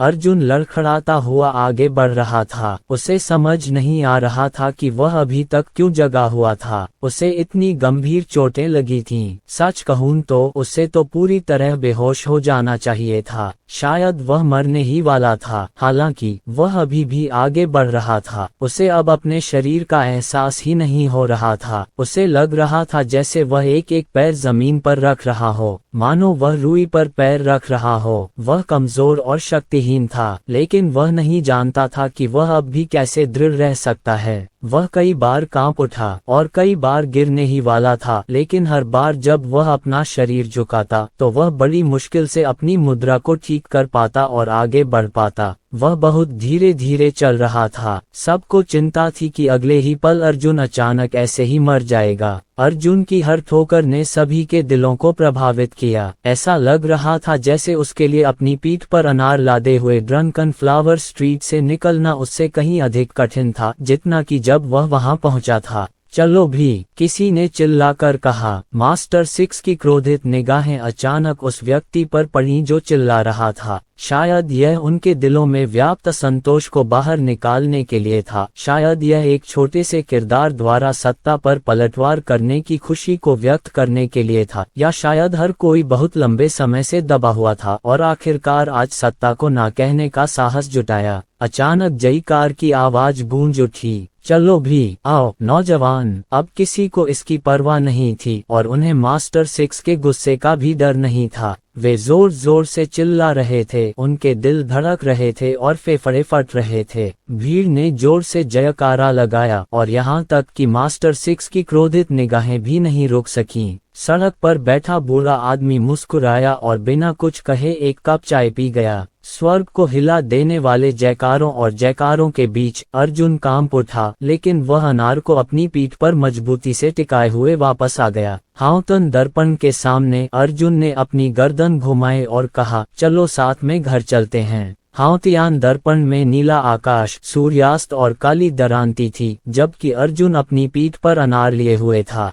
आखिरकार वे पांचों ड्रंकन फ्लावर स्ट्रीट के कोने पर पहुंचे। अर्जुन एक पल के लिए रुकी और बूढ़े आदमी की तरफ सिर हिलाया। बूढ़े आदमी ने भी अर्जुन की ओर सिर हिलाया। चल दर। जो 4 लोग सड़कों पर घूमने और झंडे निकालने आए थे, उनमें से 5 अंततः चले गए। उपस्थित सभी लोगों की तालियां और जयकारे गड़गड़ाहट की तरह गूंज उठे। कुछ लोग उत्साहित थे, कुछ लोग ईर्ष्यालु थे और कुछ लोग क्रोधित थे, लेकिन दूसरों की भावनाएं चाहे जो भी हों, अर्जुन ने उन्हें कभी अपने दिल में नहीं रखा। वह बस इतना जानता था कि उसे उस व्यक्ति को बचाना है जिसे उसे बचाना है, और वह इसमें कामयाब भी हुआ। शराबी फूलों वाली गली धीरे धीरे दूर होती जा रही थी, लेकिन तालियां और जयकारे अभी भी गड़गड़ाहट की तरह थे जो लगातार पीछे से आ रहे थे। अर्जुन आखिरकार और नहीं रुक सका। उसने अनार का फूल हाउतियान दर्पण पर रखा और धीरे धीरे ऊपर चढ़ गया। भिनभिनाती हुई आवाज के साथ विशाल कृपाण दूर से वापस आया और अर्जुन की पीठ पर समा गया। हाउतन मिरर ने भी सावधानी पूर्वक उन 5 लोगों को वापस लाया जो विजयी होकर लौटे थे और मून सिटी की ओर तैर रहे थे। वे पांचों हाउतियान दर्पण पर लेटे हुए थे। बचे हुए सूरज ने कमजोरी से अर्जुन से कहा, अपनी तरफ देखो, तुम्हें मरे हुए कुत्ते की तरह पीटा गया है, क्या तुम नहीं हो? ब्लैक सिकल ने कहा। हा। अर्जुन अचानक हंस पड़ी। इसके बाद बाकी 4 लोग भी जोर जोर से हंसने लगे। असामान्य रूप से भयंकर युद्ध अंततः समाप्त हो गया। मून सिटी लौटने के बाद अर्जुन और अन्य लोगों ने 4 दिन और 4 रात आराम किया।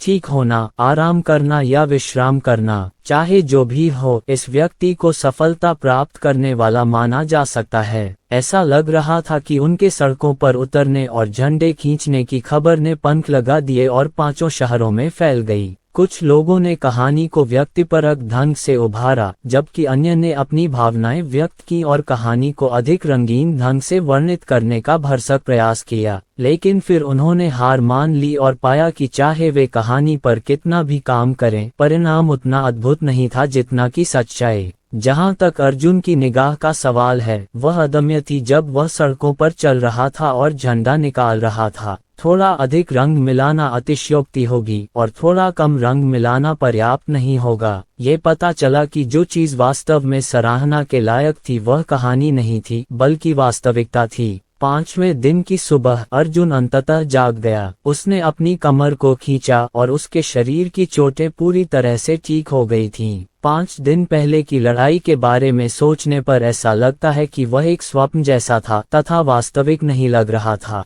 यहाँ तक कि अर्जुन को भी उस समय की कुछ बातें याद नहीं थीं। उसे बस इतना पता था कि आखिरकार वह सिर्फ अनार के फूल को बचाना चाहता था। उसने आखिर क्या किया था? उस वक्त उसने क्या सोचा था? अब जब उसे याद आया तो वो बात वाकई बहुत स्पष्ट थी। अध्याय 1667। ली हुआन और अन्य लोग भी पानी पहुंचाने का अपना काम पूरे जोर शोर से कर रहे थे। बाजार से बाहर निकलने के बाद उन्होंने सिग्नलिंग जल की कीमत एक पवित्र टैबलेट से बढ़ाकर एक निम्न श्रेणी के पवित्र आत्मा पत्थर तक कर दी। जब उन्होंने पहली बार ऐसा किया तो उन्हें कई लोगों के विरोध और असंतोष का सामना करना पड़ा। एक समय तो ऐसा आया कि सभी ने मिलकर इसका विरोध किया और उन्हें कोई भी जल वितरण मिशन न देने का फैसला किया। लेकिन ली हुआन भी निर्दयी था। अगर दूसरे नहीं आते तो वह खुद भी नहीं करता। वह कीमत कम करने के बजाय खाली रहना पसंद करता। अंततः कुछ दिनों बाद कोई व्यक्ति और इंतजार नहीं कर सका और उसने जल वितरण मिशन के लिए पहल की। समय किसी का इंतजार नहीं करता। ली हुआन और दूसरे लोग तो इसे बर्दाश्त कर सकते हैं, लेकिन जो लोग शाश्वत गुप्त क्षेत्र में जाना याद रखते हैं वे ऐसा नहीं कर सकते। अगर यह आग जलते हुए डकैती थी तो इसका कोई मतलब नहीं था। एक जल वितरण अभियान मार्शल कलाकारों के एक छोटे समूह की जान बचा सकता था, तो क्या ये जीवन रक्षक अवसर एक निम्न श्रेणी के पवित्र आत्मा पत्थर के लायक था? अर्जुन की नज़र में उसे लगा कि यह इसके लायक था। अर्जुन के पास अपनी जान बचाने के कई तरीके थे, लेकिन हर एक तरीका उसे बड़ी मुश्किल से हासिल हुआ था। इस कठिन अनुभव के आगे एक निम्न श्रेणी का संत आत्मा पत्थर भी कुछ नहीं था। अर्जुन को सबसे अधिक संतुष्टि ली हुआन द्वारा उठाए गए एक अन्य कदम से मिली। यह मानना ही होगा कि कुछ लोग कम ग्रेड वाले सेंट स्पिरिट स्टोन के लिए महंगा कमीशन नहीं दे सकते थे। उदाहरण के लिए, जब अर्जुन और अन्य लोग पहली बार सेंट डोमेन में आए थे तो उन्हें आधे साल तक पानी भेजने के लिए सिर्फ एक ही स्टोन मिला था। इसलिए उन मार्शल कलाकारों की देखभाल करने के लिए जिनके पास पैसे की कमी थी, ली हुआन ने एक नया मिशन मॉडल खोला जिसे न्यू स्टार कहा जाता है।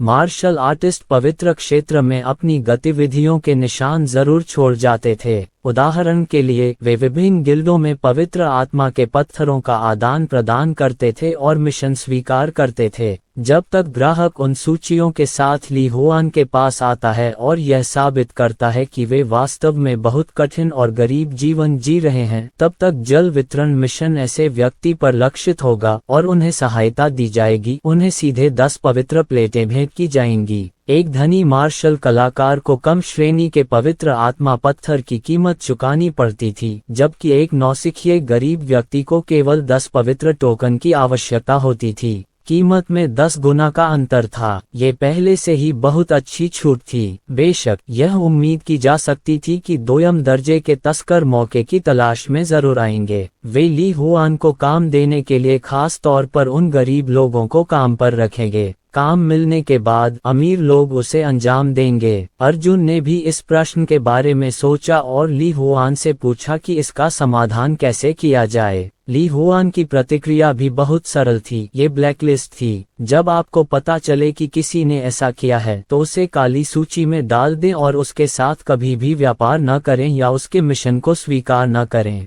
ली हुआन ने कहा, इस तरह की चीजों को पूरी तरह से खत्म नहीं किया जा सकता। जाहिर है, मॉल के पास अपनी कमियों को दूर करने का कोई सही तरीका नहीं है। ये भी व्यावसायिक युद्ध क्षेत्र के सुखों में से एक है। हम इसे स्वीकार कर सकते हैं और इसे कम करने के तरीकों के बारे में सोच सकते हैं। घाटा न हो, ये तो नामुमकिन है। कौन बिना घाटा उठाए व्यापार करता है? अर्जुन बहुत संतुष्ट था। एक ओर वह ली हुआन के दिमाग से संतुष्ट था, दूसरी ओर वह ली हुआन की मानसिकता से और भी ज्यादा संतुष्ट था। ये व्यक्ति अमीर बनने की कोशिश नहीं करता था। वह जो कर रहा था उसके बारे में बहुत स्पष्ट था और इस उद्योग की वर्तमान स्थिति के बारे में भी स्पष्ट था। अर्जुन ने ली हुआन के कंधे पर थपथपाया और कहा, अब से ये बहुत आसान हो जाएगा। हम एक नया संघ स्थापित करने जा रहे हैं। ली हुआन, मेरा गिल्ड एक गिल्ड लीडर, कुछ वाइस गिल्ड, एक अस्थायी मानद गिल्ड लीडर और एक वास्तविक वाइस गिल्ड लीडर की नियुक्ति करना चाहता है। ये अनार हैं। मैं आपको नए गिल्ड के उपाध्यक्षों में से एक के रूप में पदोन्नत करने की भी योजना बना रहा हूँ। ली हुआन की आंखें चमक उठी और उन्हें सुखद आश्चर्य हुआ, सचमुच? क्या मैं उपराष्ट्रपति बन सकता हूँ? अर्जुन मुस्कुराया और बोला, क्यों नहीं? मुझे आपको उपाध्यक्ष न बनाने का कोई कारण नहीं मिल रहा। भविष्य में उपाध्यक्ष के रूप में आप जल वितरण मिशन के प्रभारी होंगे। हम इस मिशन को अपने संघ का एक विशेष कार्य बनाएंगे, चिंता मत करो। हालांकि मैं तुम्हें केवल अपना व्यवसाय संभालने दूंगा, मैं तुम्हें बहुत सारे पवित्र आत्मा पत्थर दूंगा। तुम्हारी साधना का स्तर अभी भी सुधारा जा सकता है। ली हुआन इतना उत्साहित था कि उसे समझ नहीं आ रहा था कि क्या करे। उसे उम्मीद नहीं थी कि वह अपने जीवन के शिखर पर पहुंचने ही वाला है।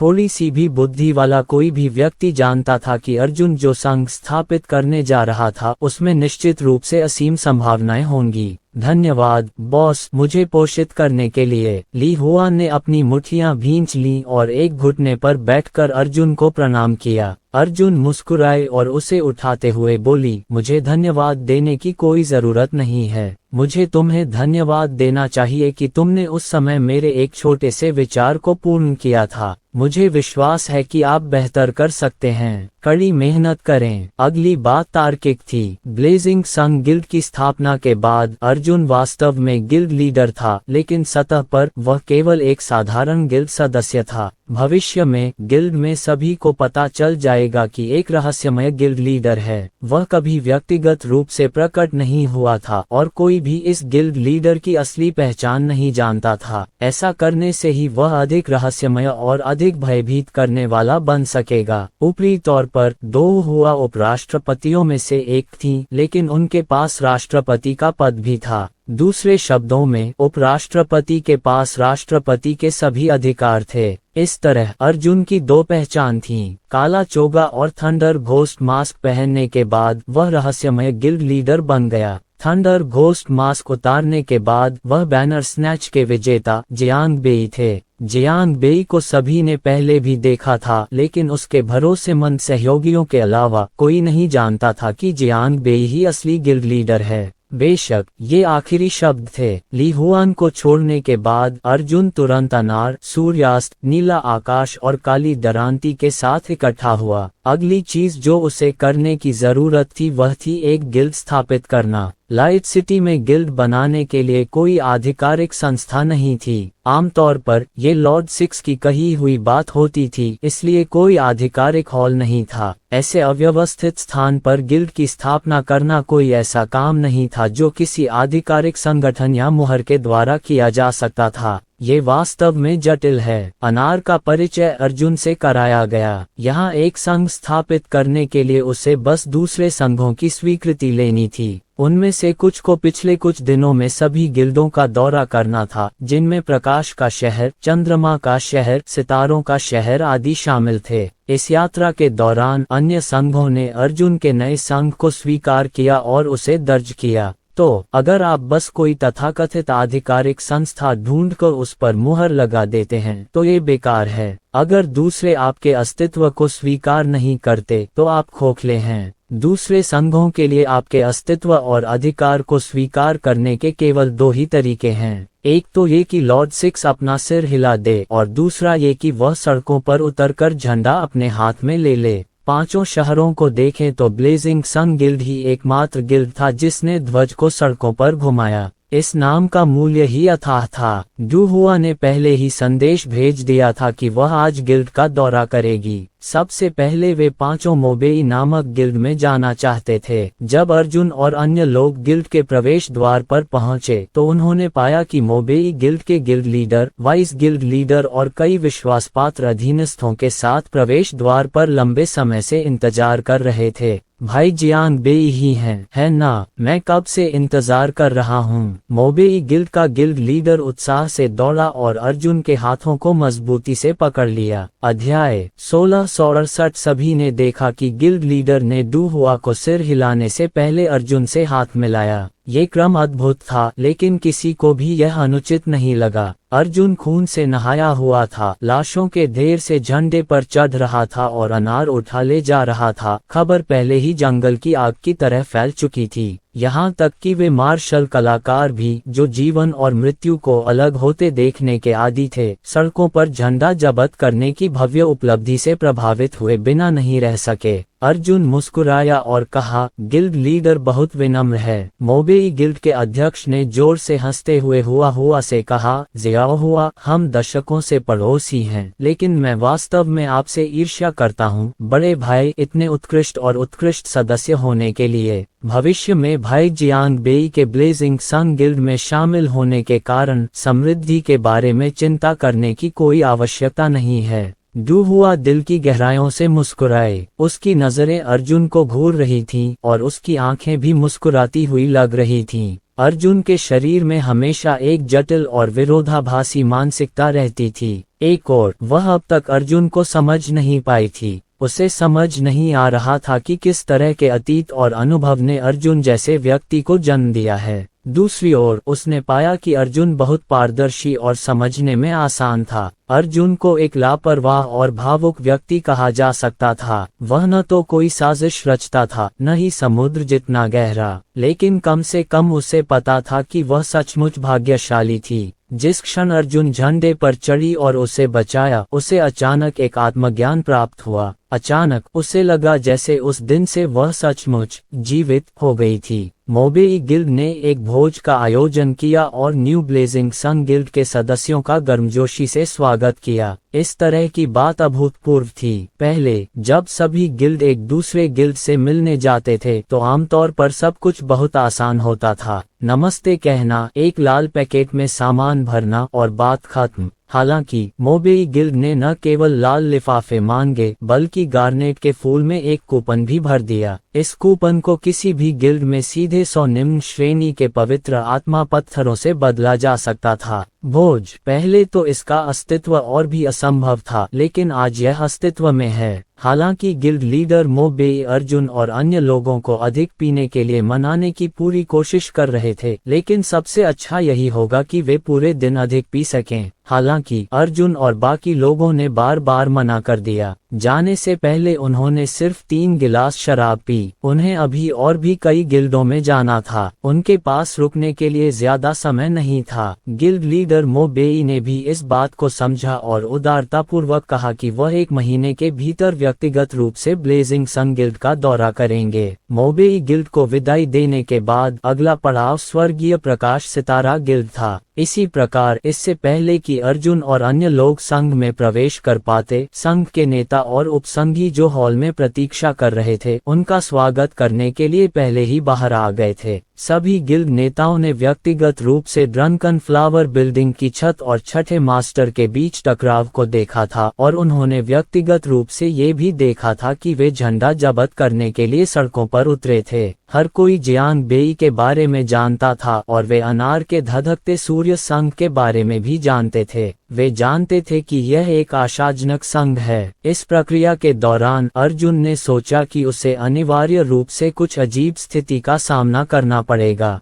इसका कारण ये था कि सड़कों पर उतरने और झंडे उखाड़ने की प्रक्रिया में उन्होंने जिन बड़ी संख्या में दुश्मन विशेषज्ञों को मार डाला था, वे वास्तव में 5 शहरों के सभी गिल्डों के सदस्यों से आए थे। ये भी संभव है कि स्वर्गीय प्रकाश सितारा संघ के कई सदस्य थे जिन्हें उसने पहले मार डाला था। हालांकि ऐसी अजीब स्थिति पहले कभी नहीं हुई थी। ऐसा लग रहा था जैसे वे पहली बार मिले हों, बिना किसी गिले शिकवे या शिकायत के। गिल्ड लीडर तियान मंग जिंग ने अर्जुन की चिंताओं को समझ लिया था, इसलिए उन्होंने अर्जुन के कंधे पर थपथपाया और मुस्कुराते हुए कहा, भाई जियांग बेई, इस मामले को दिल पर लेने की कोई जरूरत नहीं है। बेशक क्षमता होना अच्छी बात है। अगर आप अपनी ताकत का इस्तेमाल भीड़ को समझाने के लिए करेंगे तो कोई शिकायत नहीं करेगा। यहाँ तो ऐसा ही है, मरोगे तो मरोगे, बस तुम्हें यकीन दिलाना होगा। कोई भी अपने निजी रिश्तों में बैनर खींचने की प्रक्रिया के दौरान हुई घटनाओं को नहीं लाएगा। इसके अलावा ड्रंकन फ्लावर स्ट्रीट में जिन लोगों ने तुम्हें मारा वे नकली नहीं हैं।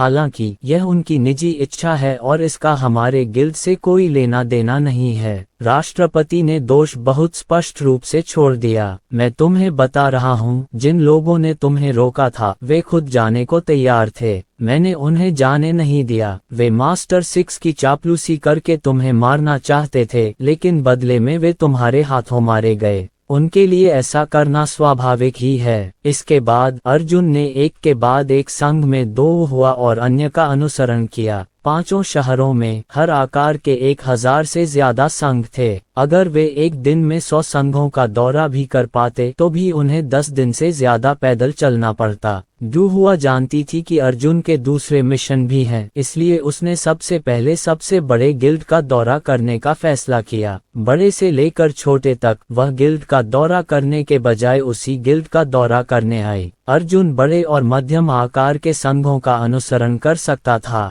जहां तक अव्यवस्थित छोटे संघों की बात है, अर्जुन को जाने की जरूरत नहीं थी। उसे बस वहां से निकल जाना था। अर्जुन के पास एक मिशन था। उसे अभी ड्रैगन वैली की यात्रा करनी थी। सबसे पहले ड्रैगन वैली जाना था और कुछ शक्तिशाली दानव सदस्यों को लाना था। यह ऐसा काम था जो करना ही था और जिसकी योजना शुरू से ही बनाई गई थी। 2 दिन बाद अर्जुन जाने के लिए तैयार था। अर्जुन ने डू हुआ को बुलाया और कहा, मैं नए संघ की विविध वस्तुएं तुम्हारे पास छोड़ दूंगा। तुम्हारे लिए भागना भी मुश्किल है। मैं अब ड्रैगन वैली जा रहा हूँ। अनार ने कहा, चिंता मत करो। अर्जुन ने कहा, हमारे जाने से पहले मुझे आपको कुछ बताना बाकी है। हमारा नया संघ निश्चित रूप से प्रचुरता के बजाय अभावग्रस्त होना पसंद करेगा। यदि आप नए सदस्यों की भर्ती करना चाहते हैं तो आपको केवल कुलीन लोगों की ही भर्ती करनी चाहिए। मैं दायरे नहीं देखता, मैं प्रतिभा नहीं देखता, मैं केवल क्षमता देखता हूँ, मैं केवल चरित्र देखता हूँ। मेरी नज़र में ऐसा व्यक्ति ही सच्चा अभिजात वर्ग है। डू हुआ ने सिर हिलाया और कहा, चिंता मत करो, मुझे पता है।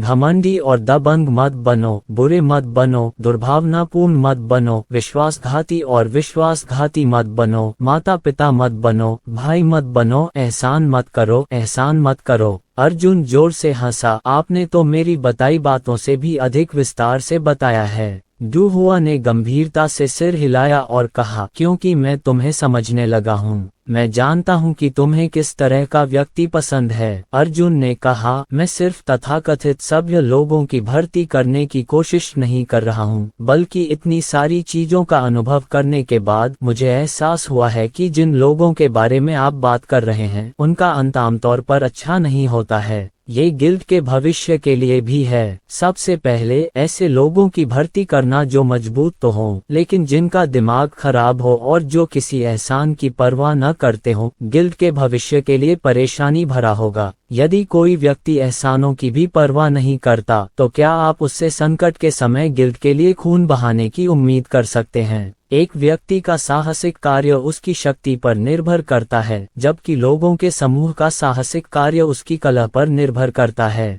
ठीक है। अर्जुन को अचानक कुछ याद आया और उसने हुआ से कहा, 5 महाद्वीपों की दुनिया में मेरे अभी भी कुछ भाई हैं। उन्हें साधना के लिए नियमित रूप से पवित्र आत्मा के कुछ पत्थर भेजा करो। लेंतियान और अन्य लोग जानते हैं कि यह कौन है, बस इसे उन पर छोड़ दो। क्या हमारे संघ के पास 5 महाद्वीपों के दायरे तक जाने के लिए कोई स्थानिक मार्ग है? डू हुआ ने एक पल सोचा और कहा, 5 महाद्वीपों की दुनिया एक दोयम दर्जे की दुनिया है। अतीत में 5 महाद्वीपों की दुनिया के कई विशेषज्ञ पवित्र क्षेत्र में आए थे, लेकिन किसी कारण से हाल के वर्षों में वे शायद ही कभी एक दूसरे से मिले हों। जब वे लोग आए तो वे एक छोटा सा स्थानिक मार्ग छोड़ गए। हम इसे उधार ले सकते हैं। अर्जुन ने सिर हिलाया, तो मुझे राहत मिली। अध्याय 1669। एक नया संघ स्थापित करने के लिए जिन चीजों का सामना करना पड़ता था उनमें से एक था संघ का स्थान, जिसके लिए भूमि की आवश्यकता थी। पवित्र क्षेत्र की जमीन का वास्तव में कोई खास मूल्य नहीं था। इसके कई कारण थे।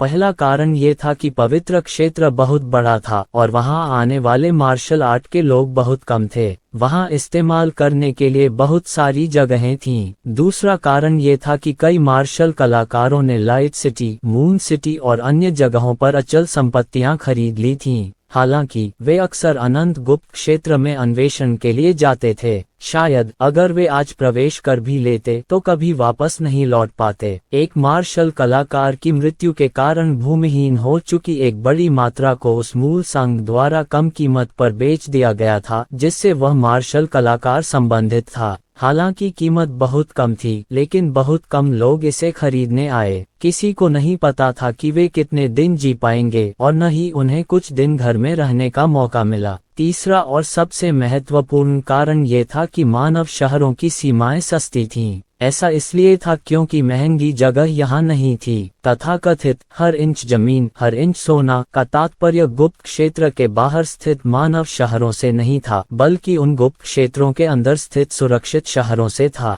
स्थायी निवास के लिए सेफ सिटी में एक छोटा सा घर खरीदना इतना महंगा है कि इसके लिए आपको बहुत अधिक भुगतान करना पड़ सकता है। डू हुआ के पास पहले से ही कई ठिकाने थे और वह लंबे समय से निष्क्रिय थी, वह भी उसके निजी नाम से। उसने भविष्य में बिग फायर गिल्ड की शाखा का विस्तार करने की योजना बनाई थी। अब उसने सीधे उसे एक नए ब्लेजिंग सन गिल्ड के रूप में संगठित कर लिया है। डू हुआ के अपने शब्दों में, एक शाखा खोलना उसका सपना था, लेकिन संभवतः पूरे जीवन में इसे पूरा करना कठिन होगा। अर्जुन ने उससे कहा कि एक दिन ऐसा अवश्य आएगा। अनार ने इस पर विश्वास किया। नए संघ को छोड़ने और रवाना होने की तैयारी करने से पहले अर्जुन के मन में एक छोटा सा विचार आया। क्या हमें 5 महाद्वीपों की दुनिया से आए सभी मार्शल कलाकारों को इकट्ठा करके उन्हें ब्लेजिंग सन गिल्ड में भर्ती करना चाहिए? आखिरकार वे भी तो हमारे ही देशवासी हैं। हालांकि यह एक दीर्घकालिक लक्ष्य होना चाहिए। अर्जुन के पास अभी तक कोई विशिष्ट योजना नहीं थी और उसने बस यूं ही डू हुआ को इसके बारे में बता दिया। जहां तक कैनयांग, ब्लू स्काई और ब्लैक सिकल की बात है, अर्जुन ने उन्हें नए गिल्ड में छोड़ दिया ताकि वे अनार को गिल्ड का प्रबंधन करने में मदद कर सकें। साथ ही ये व्यक्तिगत प्रतिष्ठा बनाने का भी एक अच्छा अवसर था। जो कोई भी नए संघ में प्रवेश करता है उसे कम से कम ये तो पता होना चाहिए कि वहाँ के बुजुर्ग कौन हैं। दूसरी ओर अर्जुन ने स्वयं ड्रैगन घाटी की सड़क पर कदम रखा।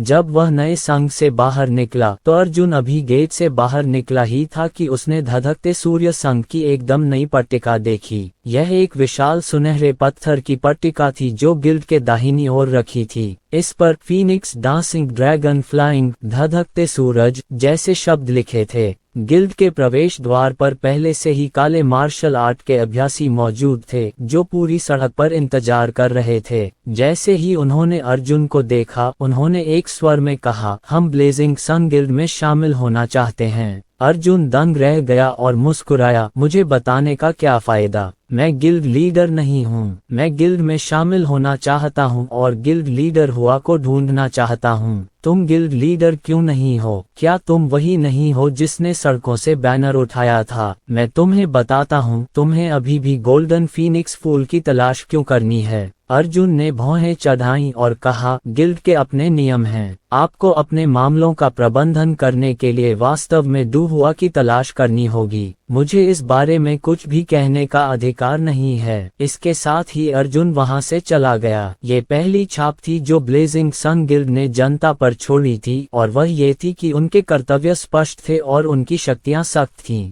पहले इस गिल्ड में जिसे भी बोलने का अधिकार होता था उसे कोई दिक्कत नहीं होती थी। वे स्वाभाविक रूप से मानते थे कि इस समय ब्लेजिंग सन गिल्ड में सबसे आकर्षक व्यक्ति जियांग बेई है। इसलिए जियांग बेई के शब्दों का वजन अनार के फूलों से भी ज्यादा था। हालांकि अर्जुन ने साबित कर दिया था कि यह विचार अप्रचलित था। अर्जुन इन चीजों का वर्णन करने के लिए नियम शब्द का इस्तेमाल करना पसंद नहीं करते थे। वह इन्हें व्यवस्था कहना पसंद करते थे। नियम बहुत संकीर्ण थे। वह किसी संघ के नियम नहीं बल्कि पूरे सेंट डोमेन का क्रम चाहता था। अर्जुन ने अपने लिए पहले ही एक योजना बना ली थी। कुल मिलाकर केवल 3 चरण थे। पहला कदम ड्रैगन वैली में जाकर राक्षस जाति के सदस्यों को आमंत्रित करना था। दूसरा चरण था गुप्त क्षेत्र में और अधिक गहराई तक जाना तथा अपने साधना क्षेत्र को बढ़ाने के लिए अधिक पवित्र आत्मा पत्थर प्राप्त करना। तीसरा चरण था बाई कबीले का 6 सम्राटों की दुनिया में मिलना। लोग कहते हैं जीवन और मृत्यु भाग्य में है, धन और सम्मान स्वर्ग में है।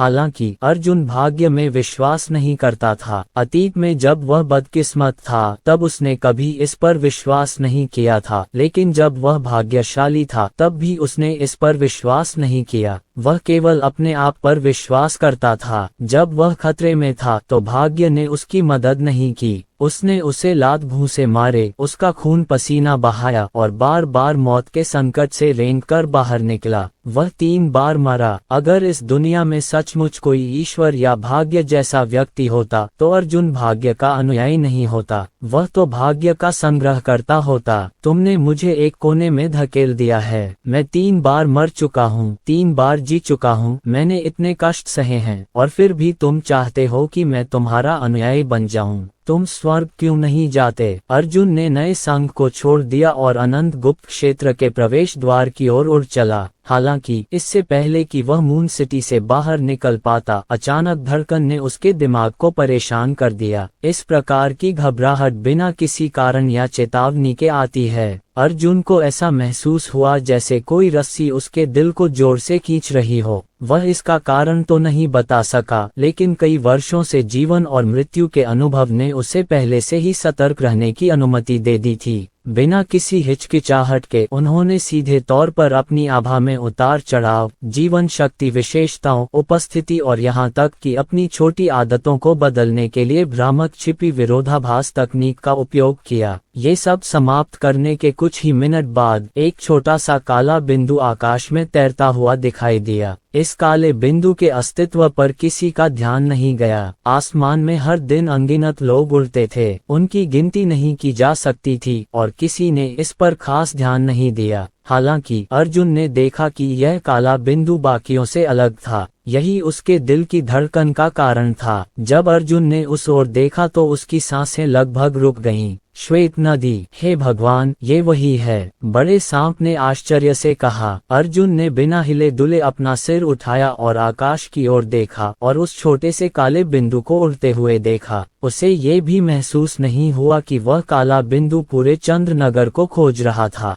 केवल ऐसी खोज जिसे कोई अन्य व्यक्ति महसूस न कर सके ही वास्तव में एक शानदार तरीका है। अर्जुन अच्छी तरह से जानता था कि हवा में तैरती सफेद नदी किसे ढूंढ रही है। कौन विश्वास कर सकता था कि प्रसिद्ध उत्तरी सम्राट व्हाइट नदी, जो कुछ समय के लिए शक्ति से भरपूर थी, मून सिटी के ऊपर आसमान से गुजर रही थी। उसी समय प्रकाश के शहर में मास्टर 6 अपनी कुर्सी पर बैठा था, पसीने से तरबतर, एक उंगली भी हिलाने की हिम्मत नहीं कर रहा था। वह व्हाइट नदी के अस्तित्व को महसूस कर सकता था, लेकिन उसने बाहर जाकर देखने की हिम्मत भी नहीं की। स्वर्गीय क्लेश के 8वें स्तर के 6ठे मास्टर के लिए बाह्य उससे केवल एक स्तर ऊपर था, लेकिन बाह्य एक भयानक व्यक्ति था जिसके बारे में उसने कभी सपने में भी नहीं सोचा था। बाह्य जैसा व्यक्ति अब अपनी शक्ति को केवल अपने साधना क्षेत्र से नहीं माप सकता था। स्वर्गीय क्लेश के 9वें स्तर पर एक श्वेत नदी स्वर्गीय क्लेश के 9वें स्तर पर 100 योद्धाओं के खिलाफ खेलने के समान थी। स्वर्गीय क्लेश के 9वें स्तर पर एक मार्शल सम्राट को कम से कम अंतर को समान रूप से विभाजित करने में सक्षम होना चाहिए। जहां तक 9वें स्तर के स्वर्गीय क्लेश दानव सम्राट का सवाल है, यह अनुमान लगाया गया था कि बाह्य को थोड़ा फायदा होना चाहिए। यहां तक कि एक निराशावादी विश्लेषण भी था। शायद बाह्य अकेले ही दानव सम्राट से मुकाबला करने के लिए पर्याप्त था। अध्याय 1670 व्हाइट रिवर की खोज क्षमता कितनी शक्तिशाली थी। मून सिटी में अनगिनत मार्शल आर्टिस्ट मौजूद थे, लेकिन उसने अपना सिर नीचे कर लिया। इतने सारे मार्शल आर्टिस्टों के बीच उसने देखा कि कोई उसकी तरफ देख रहा था। उस समय बाह्य ने अपना सिर नीचे किया और अर्जुन को देखा। अर्जुन ने भी अपना सिर उठाया और बाह्य को देखा। वे दोनों बहुत दूर थे। एक बादलों के ऊपर गहरे आकाश में उड़ रहा था और दूसरा दूर से मून सिटी को देख रहा था। अर्जुन ने बाह्य को पहचान लिया, लेकिन बाह्य ने अर्जुन को नहीं पहचाना। क्या हो रहा है? सांप ने गहरी आवाज में कहा। क्या पवित्र क्षेत्र में हमारे होने की खबर लीक हो गई है? व्हाइट रिवर तुम्हें ढूंढने खुद क्यों आया है? ये सचमुच बहुत खतरनाक था। सौभाग्य से अर्जुन ने पहले ही अपने दिल की धड़कन महसूस कर ली और इस खोज को टाल दिया। वरना अगर बाह्य ने उसे देख लिया होता तो वह किसी भी हालत में मर चुका होता। घबराओ मत, मुझे ऐसा नहीं लगता। अर्जुन ने गहरी सांस ली और कहा, शायद बाई कबीले को पता नहीं है कि हम पवित्र क्षेत्र में पहुंच गए हैं। लिटिल सीक्रेट दायरे में बाई कबीले के सभी सदस्य जिन्होंने हमें देखा है मारे जा चुके हैं। उनके लिए लिटिल सीक्रेट दायरे के बाहर यह खबर फैलाना असंभव है। लघु रहस्य क्षेत्र और शाश्वत रहस्य क्षेत्र दो अलग अलग स्थानिक आयाम थे। सिग्नलिंग एक ऐसा उपकरण था जो एक ही स्थान से छलांग लगा सकता था। यह उपकरण अंतरिक्ष को भेद कर दूसरे स्थान तक पहुंचने में असमर्थ था। इसलिए स्वर्ग क्षेत्र के विशेषज्ञों के लिए दूत द्वारा बाई कबीले को वापस रिपोर्ट करने का कोई मौका नहीं था। तो फिर उसे यह जगह कैसे मिली? बड़े सांप ने पूछा। अर्जुन ने एक पल सोचा और कहा, उसे केवल ये संदेह होना चाहिए कि मैं पवित्र क्षेत्र में पहुंच सकता हूँ। शायद ये संयोग नहीं है कि वह मून सिटी आया। ये बहुत संभव है कि वह पहले से ही अन्य सभी शहरों में जा चुका हो और मून सिटी उनमें से एक है। सर्प ने क्रोधित होकर कहा, यह शापित जानवर एक प्रतिष्ठित मार्शल सम्राट के रूप में वास्तव में व्यक्तिगत रूप से एक जूनियर को पकड़ने आया था। वास्तव में उसके पास एक विशेषज्ञ का आचरण नहीं है। अर्जुन ने व्यंग्य किया, वह मुझे 6 सम्राटों की दुनिया में मौत के घाट उतारना चाहता था, लेकिन वह असफल रहा। जाहिर है उसने इस योजना को नहीं छोड़ा है। हाँ, वह मुझे बहुत कम आंकता है। उसने सोचा होगा कि 2 महीने में मैं बाई कबीले में नियुक्ति में शामिल होने की हिम्मत नहीं कर पाऊंगा। बाह्य पहले ही जा चुका था। वह बहुत जल्दी आया और चला गया। अपनी ताकत के बल पर उसे ज्यादा देर रुकने की जरूरत नहीं पड़ी। वह बस आसमान में उड़ गया। मून सिटी का कोई भी जीव उसकी तलाश से बच नहीं सका। जिस दिशा में बाह्य ने उड़ान भरी थी, उसके आधार पर अर्जुन ने अनुमान लगाया कि बाह्य का अगला पड़ाव स्टार सिटी होना चाहिए। पूरे सेंट क्षेत्र में कई शहर थे। न केवल एक ही प्रकाश का प्रमुख शहर था, बल्कि कई अन्य प्रमुख शहर भी थे। प्रत्येक प्रमुख शहर के नीचे उनके अधिकार क्षेत्र में कई शहर थे। प्रकाश का शहर उनमें से एक था। हालांकि 4 सम्राटों का संघ हर जगह फल फूल रहा था। हर शहर में 4 सम्राटों के संघ की शाखाएं थीं। अर्जुन को लगा कि बाह्य को अब तक बहुत दूर निकल जाना चाहिए था, इसलिए वह जमीन से उठा और अनंत गुप्त क्षेत्र की ओर उड़ चला। हालांकि उसने अपनी मायावी गुप्त विरोधाभास तकनीक को वापस लेने की हिम्मत नहीं की और अपनी दूसरी पहचान बनाए रखी। गुप्त क्षेत्र में प्रवेश करते हुए अर्जुन ने अभी भी बहुत लापरवाही बरतने की हिम्मत नहीं की। अगर बाह्य उसे बाहरी शहर में खोज सकता था, तो वह निश्चित रूप से गुप्त क्षेत्र में प्रवेश करेगा और हर सुरक्षित शहर में उसकी तलाश करेगा। उन्होंने विशेष रूप से एक दूरस्थ मार्ग चुना और ड्रैगन वैली तक जाने के लिए एक बड़े चाप का उपयोग किया। सौभाग्यवश यात्रा सुचारू रही। अर्जुन के पास महान शक्ति थी और छोटा कीड़ा ड्रैगन घाटी अवरोध के बाहर छिप गया।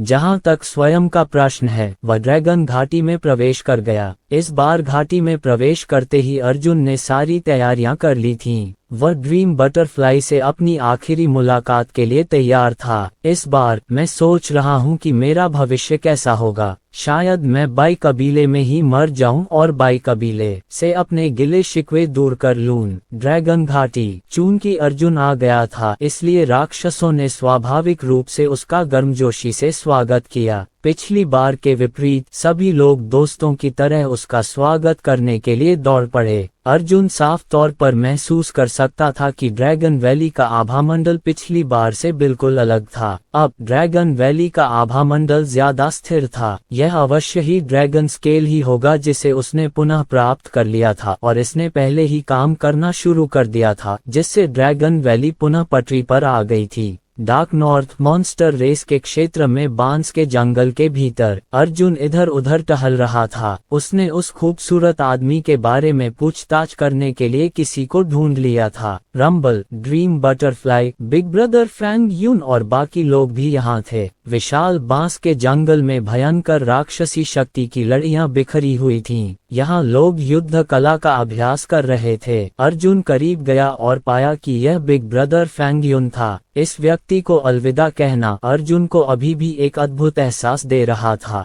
किसी पुरुष का इतना सुंदर होना दुर्लभ था। अर्जुन ने सिर्फ एक ही व्यक्ति देखा था जो इस बड़े भाई फैंग यून को सिर्फ दिखावे के मामले में दबा सकता था। वह था वह रहस्यमयी सुंदर आदमी, वह सुंदर आदमी जो चीजें चुराता था। हाँ छोटे भाई, तुम हमसे मिलने आए। रंबल कुछ कदम दौड़कर आया, अर्जुन के कंधे से लिपट गया और अर्जुन की छाती पर 2 मुक्का जड़ दिया। अरे, मुझे लगा था कि तुम कुछ महीनों बाद ही हमसे मिलने आओगे। अर्जुन मुस्कुराया और बोला, एक तरफ मैं यहाँ आपके दोस्तों से मिलने आया हूँ, दूसरी तरफ मुझे बड़ों से कुछ बात करनी है। मुझे डर है कि हमें बड़े मामलों पर चर्चा करने का मौका नहीं मिलेगा। मैं पहले आप लोगों का अभिवादन करूंगा। आओ बैठ जाओ। रंबल ने अर्जुन को पत्थर की मेज पर बैठा दिया। ड्रीम बटरफ्लाई भी इस मेज पर थी, लेकिन अर्जुन ने देखा कि उसकी स्थिति अजीब थी, जैसे कि उसका मूड बेहद उदास था। जब अर्जुन आई तो उसने कोई प्रतिक्रिया नहीं दी, वह बस सिर झुकाए बैठी रही और एक शब्द भी नहीं बोली। अर्जुन ने ड्रीम बटरफ्लाई की ओर देखा और रंबल को एक और प्रश्नवाचक दृष्टि से देखा। रंबल ने भी अपने हाथ फैलाए और सिर हिलाकर यह जताया कि उसे नहीं पता कि क्या हो रहा है। अर्जुन ने भौहें चढ़ाईं। क्या ये हो सकता है कि बड़े भाई फैंग यून ने ड्रीम बटरफ्लाई को धमकाया हो? हालांकि यह ज्यादा मिलता जुलता नहीं लग रहा था। अगर ऐसा था तो ड्रीम बटरफ्लाई ने फैंग यून की तरफ देखा भी क्यों नहीं? उसकी आंखों में न तो कोई गुस्सा था और न ही कोई दुख। उसने केवल अपना सिर नीचे कर लिया, मानो उसका दिल पहले ही मर चुका हो और पीछे केवल एक खोल रह गया हो। बड़े भाई फैंग यून अभी भी मार्शल आर्ट का अभ्यास कर रहे थे और एक के बाद एक अनगिनत चालें सामने आ रही थीं, जिन्हें अधिक उत्कृष्ट माना जा सकता था। ये तथ्य कि वह अर्जुन नामक मानव के सामने अपने मार्शल कौशल का प्रदर्शन करने में सक्षम था, अर्जुन में उनके पूर्ण विश्वास को पूरी तरह से प्रदर्शित करता है। आखिरकार फैंग यून ने अपनी गति वापस खींच ली। उसने अपने हाथ नीचे दबाए और धीरे से सांस छोड़ी। फिर उसने अर्जुन की तरफ मुस्कुराते हुए कहा, छोटा भाई यहाँ है। मैं मार्शल आर्ट का अभ्यास करते हुए एक नाजुक मोड़ पर था। मैं समय पर तुम्हारा अभिवादन नहीं कर पाया। क्या मैं दोषी हूँ? अर्जुन ने दिल खोलकर हंसते हुए कहा, बड़े भाई फैंग यून मजाक कर रहे हैं। फैंग यून अर्जुन के सामने बैठ गया और स्नेहपूर्वक बोला, मुझे तुम्हें देखे हुए अभी कुछ ही समय हुआ है। तुम भी मार्शल सेज के क्षेत्र में कदम रख चुके हो। तुम वास्तव में एक वीर युवक हो। युवक? अर्जुन एक पल के लिए स्तब्ध रह गया, फिर अपना सिर हिलाया और मुस्कुराया, मैं अब युवा नहीं रहा। इस वर्ष अर्जुन की आयु केवल 21 वर्ष थी। अगर उन्हें गंभीरता से कहना होता तो वे बस एक ऐसे व्यक्ति थे जो अभी अभी युवावस्था से निकलकर युवाओं की कतार में आए थे। ये कहना कोई अतिशयोक्ति नहीं होगी कि वे एक युवा थे। हालांकि अर्जुन एक ऐसी महिला थी जिसने आदित्य का जीवन जिया था। सच कहूं तो आदित्य की 18 साल की उम्र के साथ अर्जुन इस साल लगभग 40 साल की हो गई थी। बेशक किसी व्यक्ति की उम्र को उसके पिछले जन्म की उम्र में नहीं जोड़ा जा सकता था, यह अनुचित था। हालांकि अर्जुन का स्वभाव एक परिपक्व व्यक्ति से अलग नहीं था। अर्जुन ने अनुमान लगाया कि ऐसा संभवतः इसलिए था क्योंकि उसने बहुत कुछ अनुभव कर लिया था।